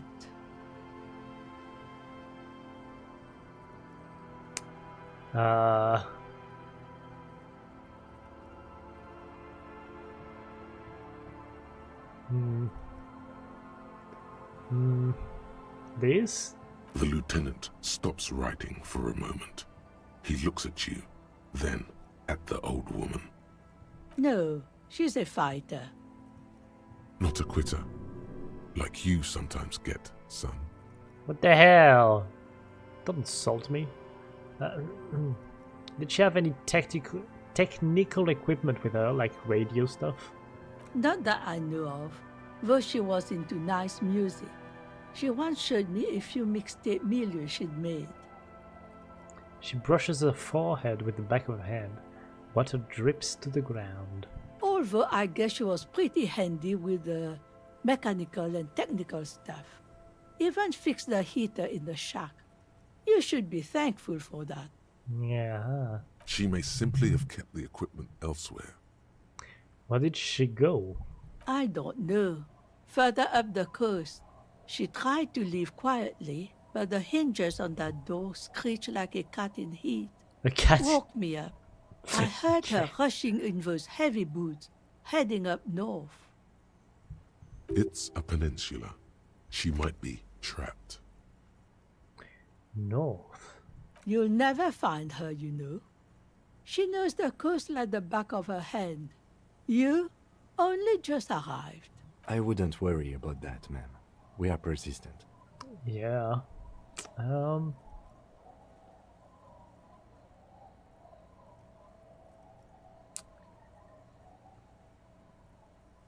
Man, I was really hoping she'd be hiding in this village. Yes, it's going to be too much work for you to find her. Better for you to stay here, get a nice cozy fire going in the heater. The Feld electric mural. You feel like you should go look at it again. Step closer this time. Feld electric mural? Where was that?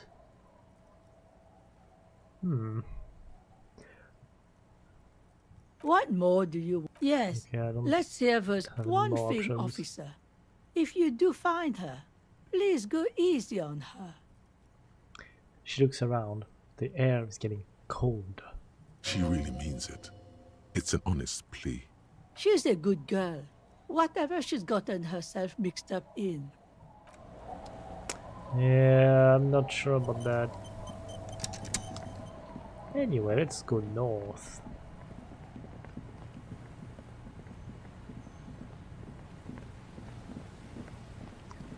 Do. That way, I guess.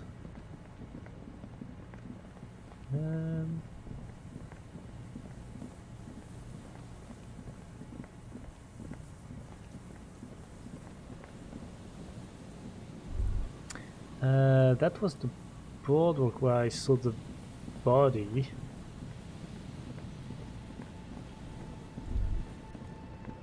I'll say took the body. There's some tear, an empty cigarette package, and a Yeah, we don't care about that.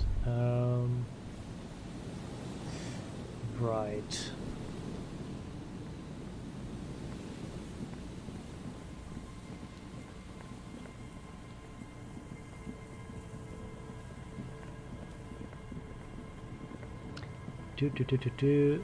Here's the field electrical thing. There we go. You see, a once bright mural towering above you. The signage has peeled off. A slogan used to intertwine with the loops a long time ago. Now, only a shadow of peeled letters remains. It says, "Tomorrow is just a whisper away." Step closer. Above the mural, a collapsed roof, broken windows set in walls that are cracking and will soon also fall, and the coastal breeze rustling and sighing in the remains of the edifice. Feld Electrical, you only know them as a small company that makes ink cartridges. Looks like they used to be big. Big. There's something in the wind. Sometimes the only way to go forward is to fail first. Why do I feel like I know this place? Indeed. Somehow you knew it was here. An urban ruin, gutted by looters that once used to consume money and dispense warmth and light. Could Ruby be in there? In there? She could. Or she could be in the identical ruin over there, or in that boat shack. In that church tower, maybe. Why single out this one building? Ooh. Listen to the wind. Even though you're sure you succeeded, all is quiet. There is no cold hand brushing against your forehead. No rustle in the reeds. The wind has died down. The ruin in front of you is silent as a tomb.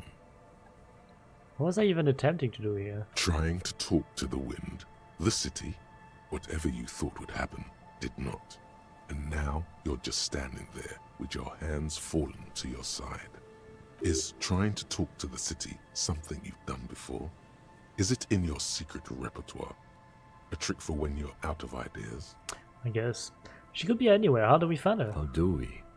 I was really hoping she'd be in the village. Oh, that's my line. Okay. She's probably north of the village, and this place is a peninsula. We already scanned most of the outdoor areas on our wild cryptid hunt, so we have an understanding of the geography, at least. And then there's the church. We've already searched that and can rule it out. I know it doesn't feel like progress, but exclusion is a step too. Anyway, we do it the old-fashioned way, sector by sector. Go over the whole peninsula, ask the locals, enter the places where we can enter first, like we did in the village. And if that fails, if we don't find her? Then, if we're desperate, we can look where we can't enter. Bunkers, storm drainage, this place. I'm sure it won't come to that. Walk the coast, the old boardwalk, the reeds. You can always come back here and talk to the wind again. Look where it already got you. An adventure awaits. An adventure on the windswept urban coast. Let's listen to the wind again, I guess.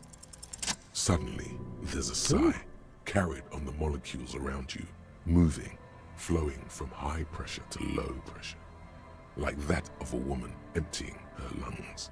She wraps the collapsing stone box in front of you in her breath, flowing through it. Where does it go? In through the collapsed roof, flowing down a concrete staircase to the basement, sweeping away footprints in the dust on the stairs, and then the beach below the boardwalk, its winding tunnels, a whisper away. What is happening? She's down there. Ooh. Say, I think she's down there below this building. Okay. Why? Cold spells. What? We've looked everywhere else. Right. How do we get in there? The doors were on the collapsed side of this building. They're gone, basically. Finally, my time to shine. There's a ladder next to the thing, to the sign. Perhaps we can climb it, enter through the roof? Perhaps you can climb them. We are not climbing anything. I'm 43 years old, and I plan to live to see 70. Oh, come on, Kim. There has to be a way to use brute force. Climbing sounds unsafe. Brute force is safe. Look around and find something to break if the ladder fails.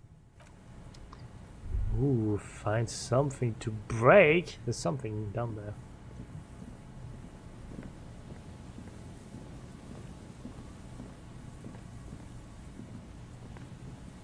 Come on, you can go faster. An old pipe peeks out from beneath the rotten boards of the boardwalk. Could this be an alternative path into the felled building? A building like this must have multiple doors serving various functions. Perhaps a basement access. Come closer and look in. Your eyes slowly begin to adjust to the darkness inside the drainage pipe. The lieutenant looks over your shoulder. What's in there? An ordinary drainage pipe. Darkness. Okay, what else? As your eyes adjust, you see some trash. Crumpled up newspapers, cigarette butts. Someone has half-heartedly spray-painted skulls on the right side. And nothing. Broken glass from bottles thrown against the walls of the pipe. A syringe. Could we get into the felled building through this pipe? Given that this isn't a martial arts thriller, it's highly unlikely, and not without risk to our health either. However, the pipe suggests there may be an entrance to the basement around. The lieutenant pushes aside the reeds and looks around. He means the pipe must be coming from somewhere in the building. And it's right here, a maintenance door. Let's go! Try to pull the door apart. The metal doors are heavy, and the flaking rust hurts your palms. But, together with the lieutenant, you manage to slide them open just enough to squeeze in. Good work. Shall we? Ooh. Hello, Benjamin. You should take out your flashlight. Oh, okay, thanks.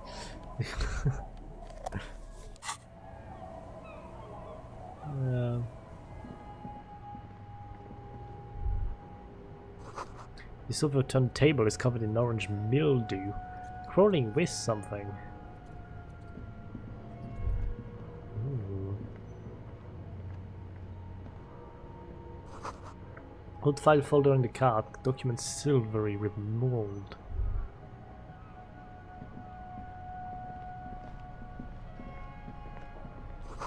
A series of thick, dusty panes of glass. Ooh, that's a nice jacket. What's this down there? Oh, there's more. Okay. In the beam of the flashlight, a crevice in the wall. Ooh, there's more. Okay. Okay, we got things. Stale fabric smell and dust. No one slept here in months, maybe years.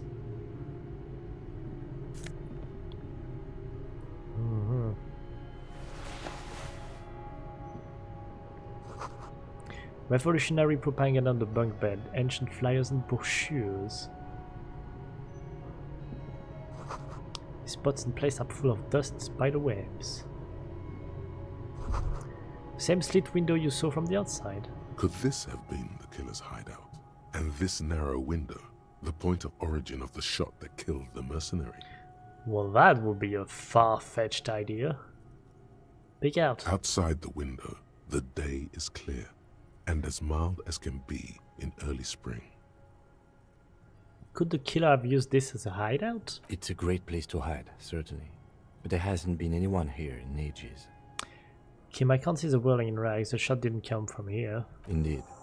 No one could get a clear view. Well, at least we've been thorough. I like thorough. The lieutenant's voice betrays a slight disappointment, which he glosses over by reasserting control. Right. A mustachioed and mutton-chopped man, amateurishly depicted, gazes at you with sad eyes. A plaque reads, K. Mazov. There is a spider web in the lower left corner of the portrait. Brush the dust. Years' worth of dust is shaken off. The full head of hair, matched by an ample moustache and sideburns, look a bit silly. It's that Mazov guy. This must have been the hiding place of some naive leftist. I'm not gonna say that. Let's go. I'm not mean to people.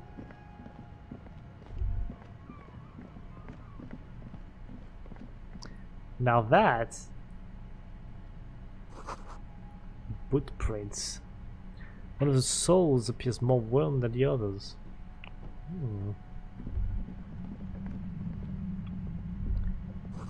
Something in the air, an unnatural buzzing.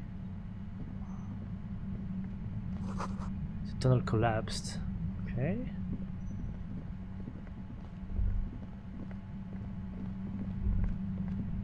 It's getting louder. It's a buzzing sound. There it is again, like a swarm of hornets buzzing under your scalp. A strange tingling you can almost smell. Lieutenant, do you feel something? No. What do you mean? A pain, a strange tingling. I don't feel it, but we should still be careful. There were footprints back there, and I'm pretty sure they were fresh. I saw them too. Footprints with the right sole weren't smooth. Looks like our suspect. If she's in here, we need to plan our next step carefully. What do you mean? Once we detain a credible suspect, who knows what the Union and the Wild Pines will do? We'll set in motion events we have no control over. You will upset the balance of power in Martinez. The deadlock between the company and the Union will destabilize. So that's gonna throw a lot of shit, I see. Keep calm. Go over the whole Okay. situation in detail. Okay.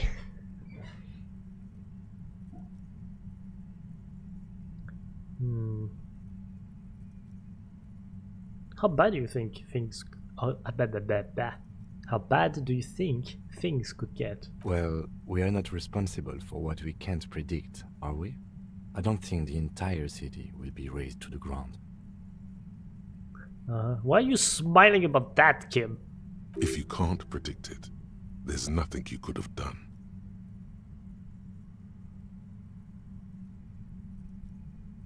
No, that I actually don't care about those three. I think it's in a cavern. Maybe more cellars? I think we've been careful enough. We still have the element of surprise. I wouldn't be so sure. You haven't exactly been sneaking. Or maybe not. Either way, once we go deeper, there will be no turning back. Right. I'm gonna explore the rest of the building before I go down that path, I think. Because I didn't look at everything. Antiquated office furniture last century, maybe. This collapse nearly sealed the basement.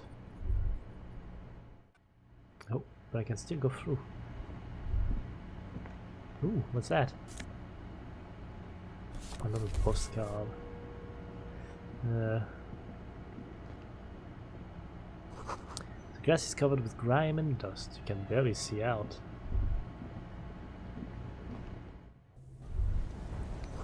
Stones fall. It's a long way down.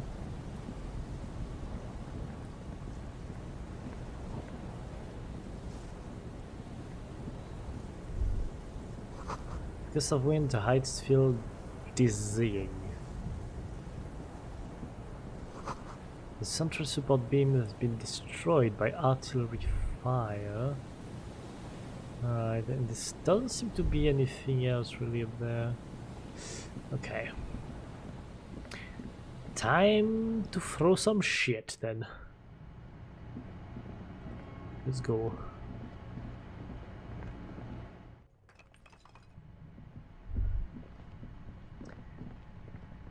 Let's go.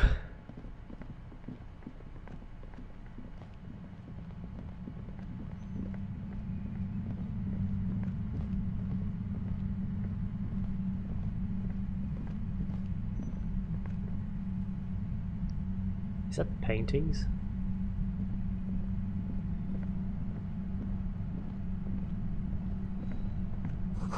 A concrete pipe buried in sand and dust. Ooh, money.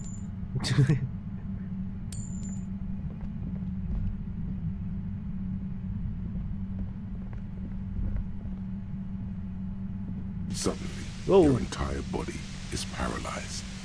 Aggressive white noise fills your skull. A strange pain, like you've never felt before. Through the static, you hear a woman's voice. It's like 1,000 radio stations are being blasted into your head all at once. But her words are the only ones you can make out. I know you're feeling pretty uncomfortable right now. Don't move too much or fight it. That'll just make it worse. Says the shadowy figure by the machine. Can't say it's a pleasure, officer. I was really hoping not to make your acquaintance. But here we are. As she says the word officer, you feel a spike in the agony. It sounds like the entire radio frequency range is screaming directly into your neural pathways. Don't cover your ears. That's an awful decision. Why would you not want to shield yourself from it? It's an entirely new type of experience. Way worse than... I mean, I'm not sure it's actually doing anything anyways. So. Don't focus on the pain. Focus on doing your job. Tell her she's under arrest. Alright, I'll do that. You're under arrest! Really now? Check this out. She turns the dial in her hand. You're overwhelmed with a new surge of violent static. It feels like a blood vessel exploded in your brain. Are you gonna kill me too? No, I'm not going to fucking kill you. If that had been my plan, you'd be dead already. All things considered, I'm being pretty reasonable here. I'm using a pale latitude compressor. You and your partner have been caught in its field. The explosion of static you're hearing. It's the ULAN frequency, blasted from that pale emitter that Angus mentioned. I saw you say nothing, try to cover your ears. No, I can maybe make her stop. I saw your equation, it's the ULAN frequency. Saw my equations? You've been sniffing through my lorry, right? I expected as much.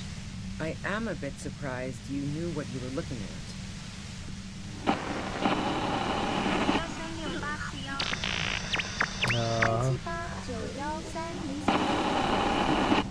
A pale latitude compressor is used to sort of make the pale more manageable.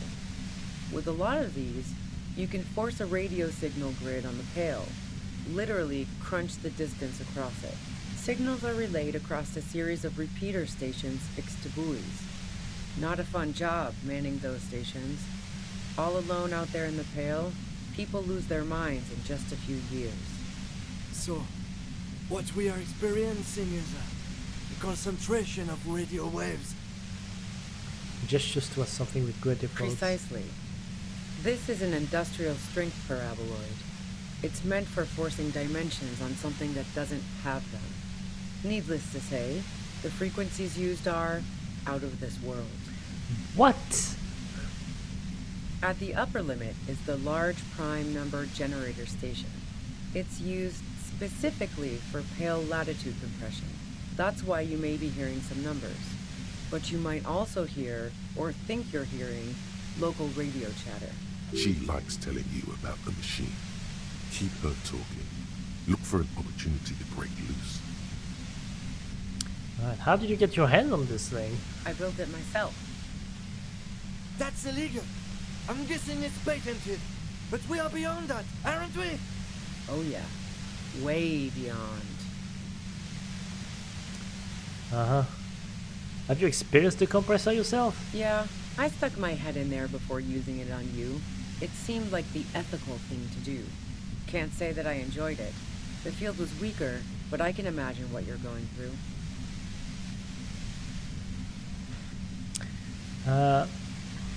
What's this goddamn pail anyway? The pail? It's the end of the world. What? What? What do you mean the hand of the world? Will I stay like this forever? No. Once I shut down the compressor, the pain will end. It may take a few minutes for you to steady yourself, though. It's a bit like waking out of a very confusing dream. Wow.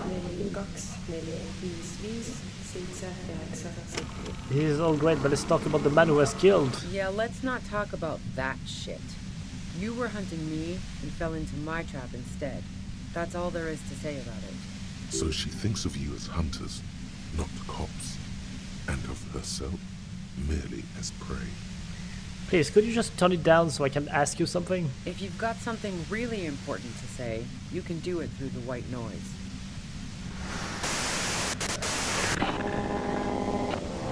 Oh my god, my ears. Turn this. The lieutenant clutches his head, grimacing. Grimacing? God damn it. She regards you and Kim with sudden sympathy. Fine. If you really want to talk, I can dial it down. I've also got a gun, by the way. She steps reluctantly out of the shadows. The pain lessens. The gun she's carrying is a two-barreled front loader, not like the murder weapon. Well, it doesn't feel much better, but you can form sentences now. Thinking doesn't seem to hurt as much.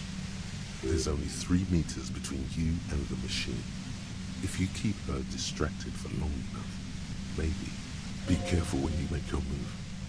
That'll be it for questions. Bide your time. Yeah, okay. How did you know we were coming?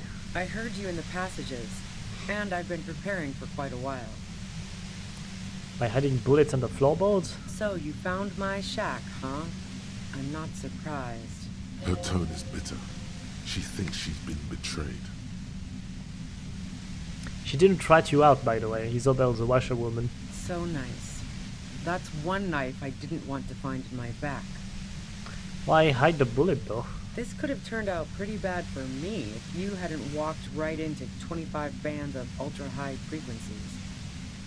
That's her admitting the bullet was an emergency exit. Uh-huh. Did you shoot the lady? No, I didn't do it. I only helped stage the lynching, though I doubt that makes much of a difference to you. Huh. Who ratted me out, by the way? Was it Titus? No, he wouldn't have broken first.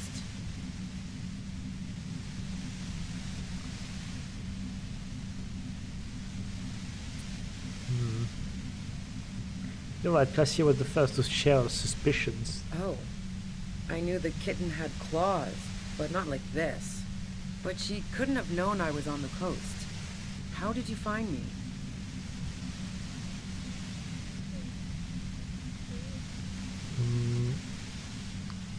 Titus told me it took some convincing.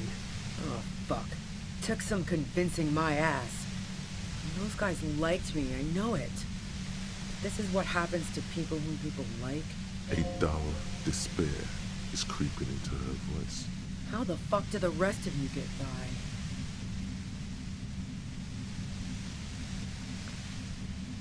Wait, wasn't it you who called me the human can opener? It's not personal. I opened them up. I did, didn't I? Now you've come for me. Fuck them all the same. That did make her forgive them. A little. Okay. Uh-huh. I do it by asking questions, and I have some for you. Like what? I already told you I didn't do it. A strong moral compass. She still wants the opportunity to make a case for herself. Nice. Would you say that Lily was a likable person? I didn't like him. Hardened mercenaries aren't particularly likable types. You don't feel sympathy for mercs? It's hard work? Plenty of broken people who don't come with that kind of body count. Besides, they're paid well for what they do. Yeah, I guess. Did you feel protective of the Union? Yeah, sure. And I didn't like Wild Pines sending in those foreign hirelings. Me and a fuck ton of other people around here. She didn't hate him, okay? I have other questions. I'm listening. Do you have an alibi for when Lily was shot? Man, I was with the boys the whole night. I hope they at least bothered to impress that upon you. Mm-hmm. There were...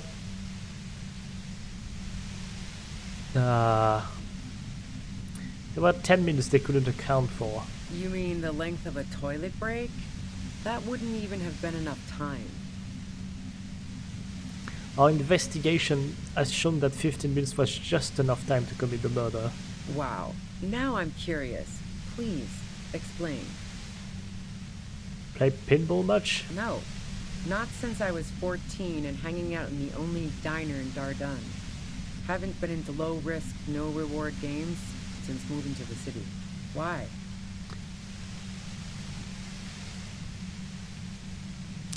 There are some mysterious pinball machines in some pretty mysterious rooms in the whirling. Yeah, and probably some ghosts from the time of the suzerain. I'm not really interested in supernatural mysteries. Okay, never mind mysteries. There's a secret way from the whirling bar to the roof. Don't know it, but also... She frowns, studying your face. The shot couldn't have come from the roof, or we would have all heard it downstairs. She has a point there. No one mentioned. The pain stops him from finishing the sentence. That didn't go super well. You've got to lay something better on her. Uh-huh. Ooh. Did you leave any flowers for Classy on the roof? No. Gifts of flowers and candy aren't really my style. This one just flowers, they're symbols of revolution. So now I'm leaving revolutionary symbols around? Okay. Come on. I don't know what to tell you, woman. Because you didn't leave Maybell. No, I did not. Okay. You have a gun? And? You have another gun? Sure don't. Okay. A breach loader? No. This is such a wipeout.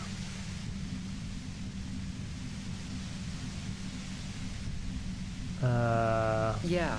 Evidence. You're running drugs? So, yeah. Heart of Gold Tommy fucked me over too. That really comes as a blow to her. No, I didn't. I found my own way and... Okay, great. You got into my lorry on your own. What now? You're going to arrest me for drug trafficking? Beneath it, she's relieved Tommy didn't betray her. You had a financial incentive to kill the Merc. Man, it's to get away from all that murderous shit that I left Jamrock, my previous employer, for the Union.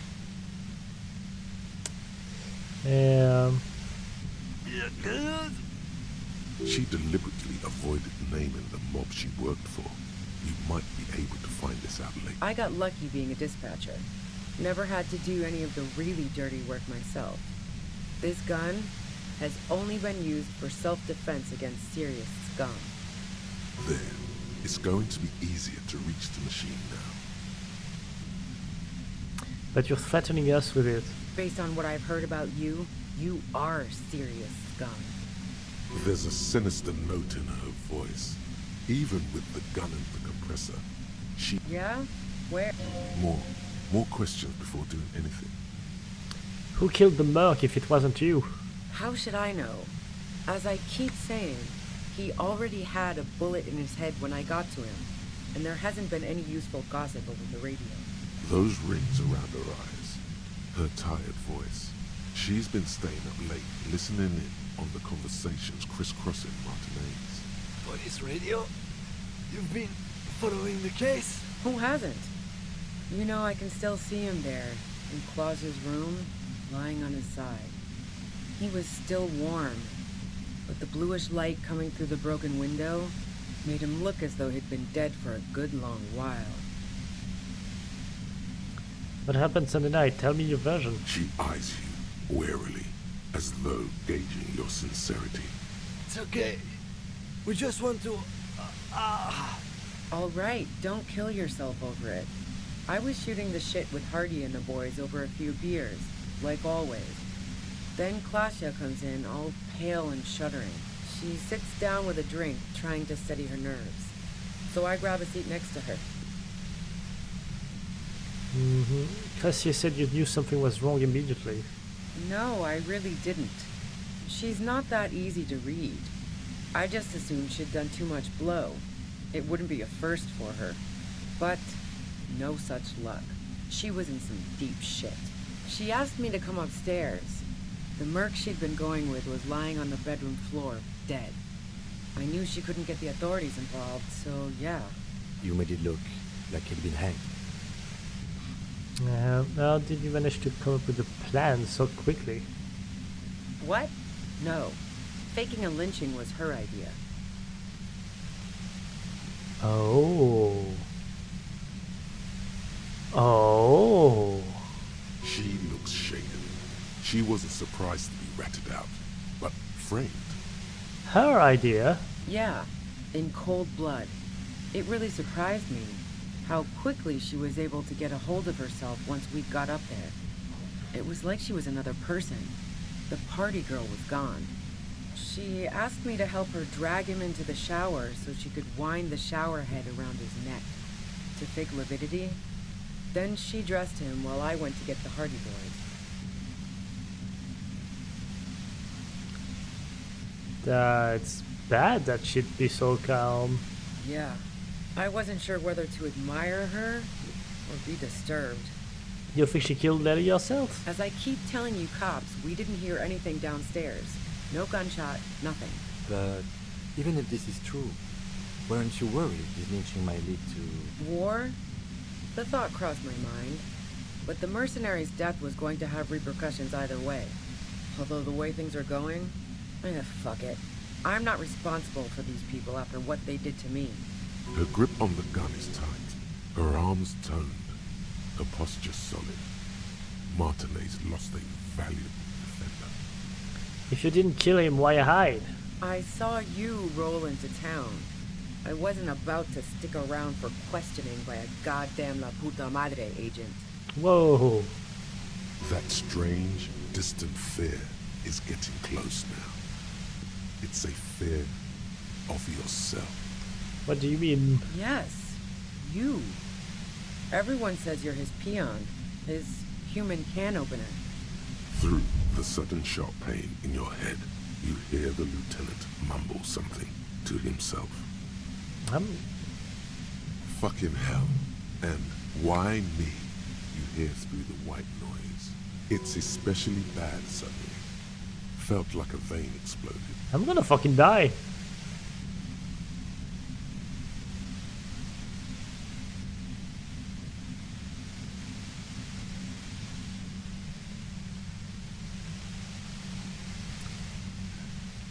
Who's everyone? How do you know this? Everyone in Jamrock. The cops, the criminals. Why do you think I'm holed up in here with a goddamn death ray waiting for you? If she knows that about you, she must know your real name too. Tell me what's my name. If you know that about me, you must know my Harry name. Dubois.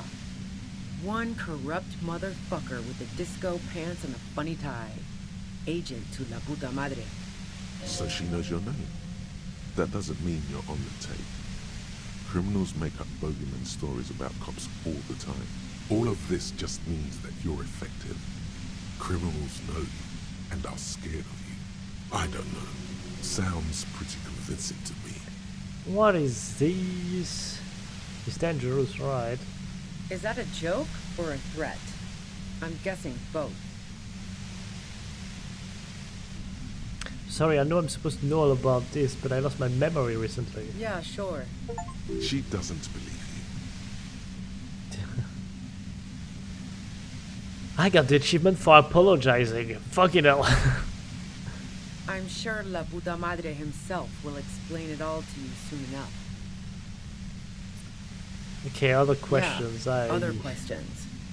Do you know about the bunker next door? What bunker? Just a bunker, have you been there? Don't know anything about it. No one's been around since I set up camp. But I'm sure I'm not the first vagabond to... My voice trails off into white noise in your head. Feels like an aneurysm approaching. Ah, fuck, I'm dead. You feel something in your chest, an unnatural pressure. It's spreading to your left arm, your jaw. So I'm guessing this is bad? Very, very bad. This is the end bad. Try to remain conscious. All you feel is pain and weakness. You have to surrender now. We all do. It gets so dark. You don't even see her face. Like you always thought you would. You only see pain and fear. Cop suffers final heart attack. A detective lieutenant of the RCM passed away yesterday. His death, though abrupt, did not come as a surprise to those who knew him. He was the heaviest drinker I'd ever met. Captain Ptolemy Price, the deceased superior officer, commented, "That ain't easy on the ticker." He loved his liquor, sure, said Detective Chester McLean, friend and colleague. But I think before he ever had a heart attack, his heart was broken. According to an official statement given by the RCM, the officer was on the brink of solving a murder case. I fucking died! Okay. I guess I'm gonna stop here for today. I'll see if I can load up to an earlier, time. And see if I can advance from there, but yeah. I guess we'll see next time. I hope you enjoyed, and have a good day or a good night, and bye.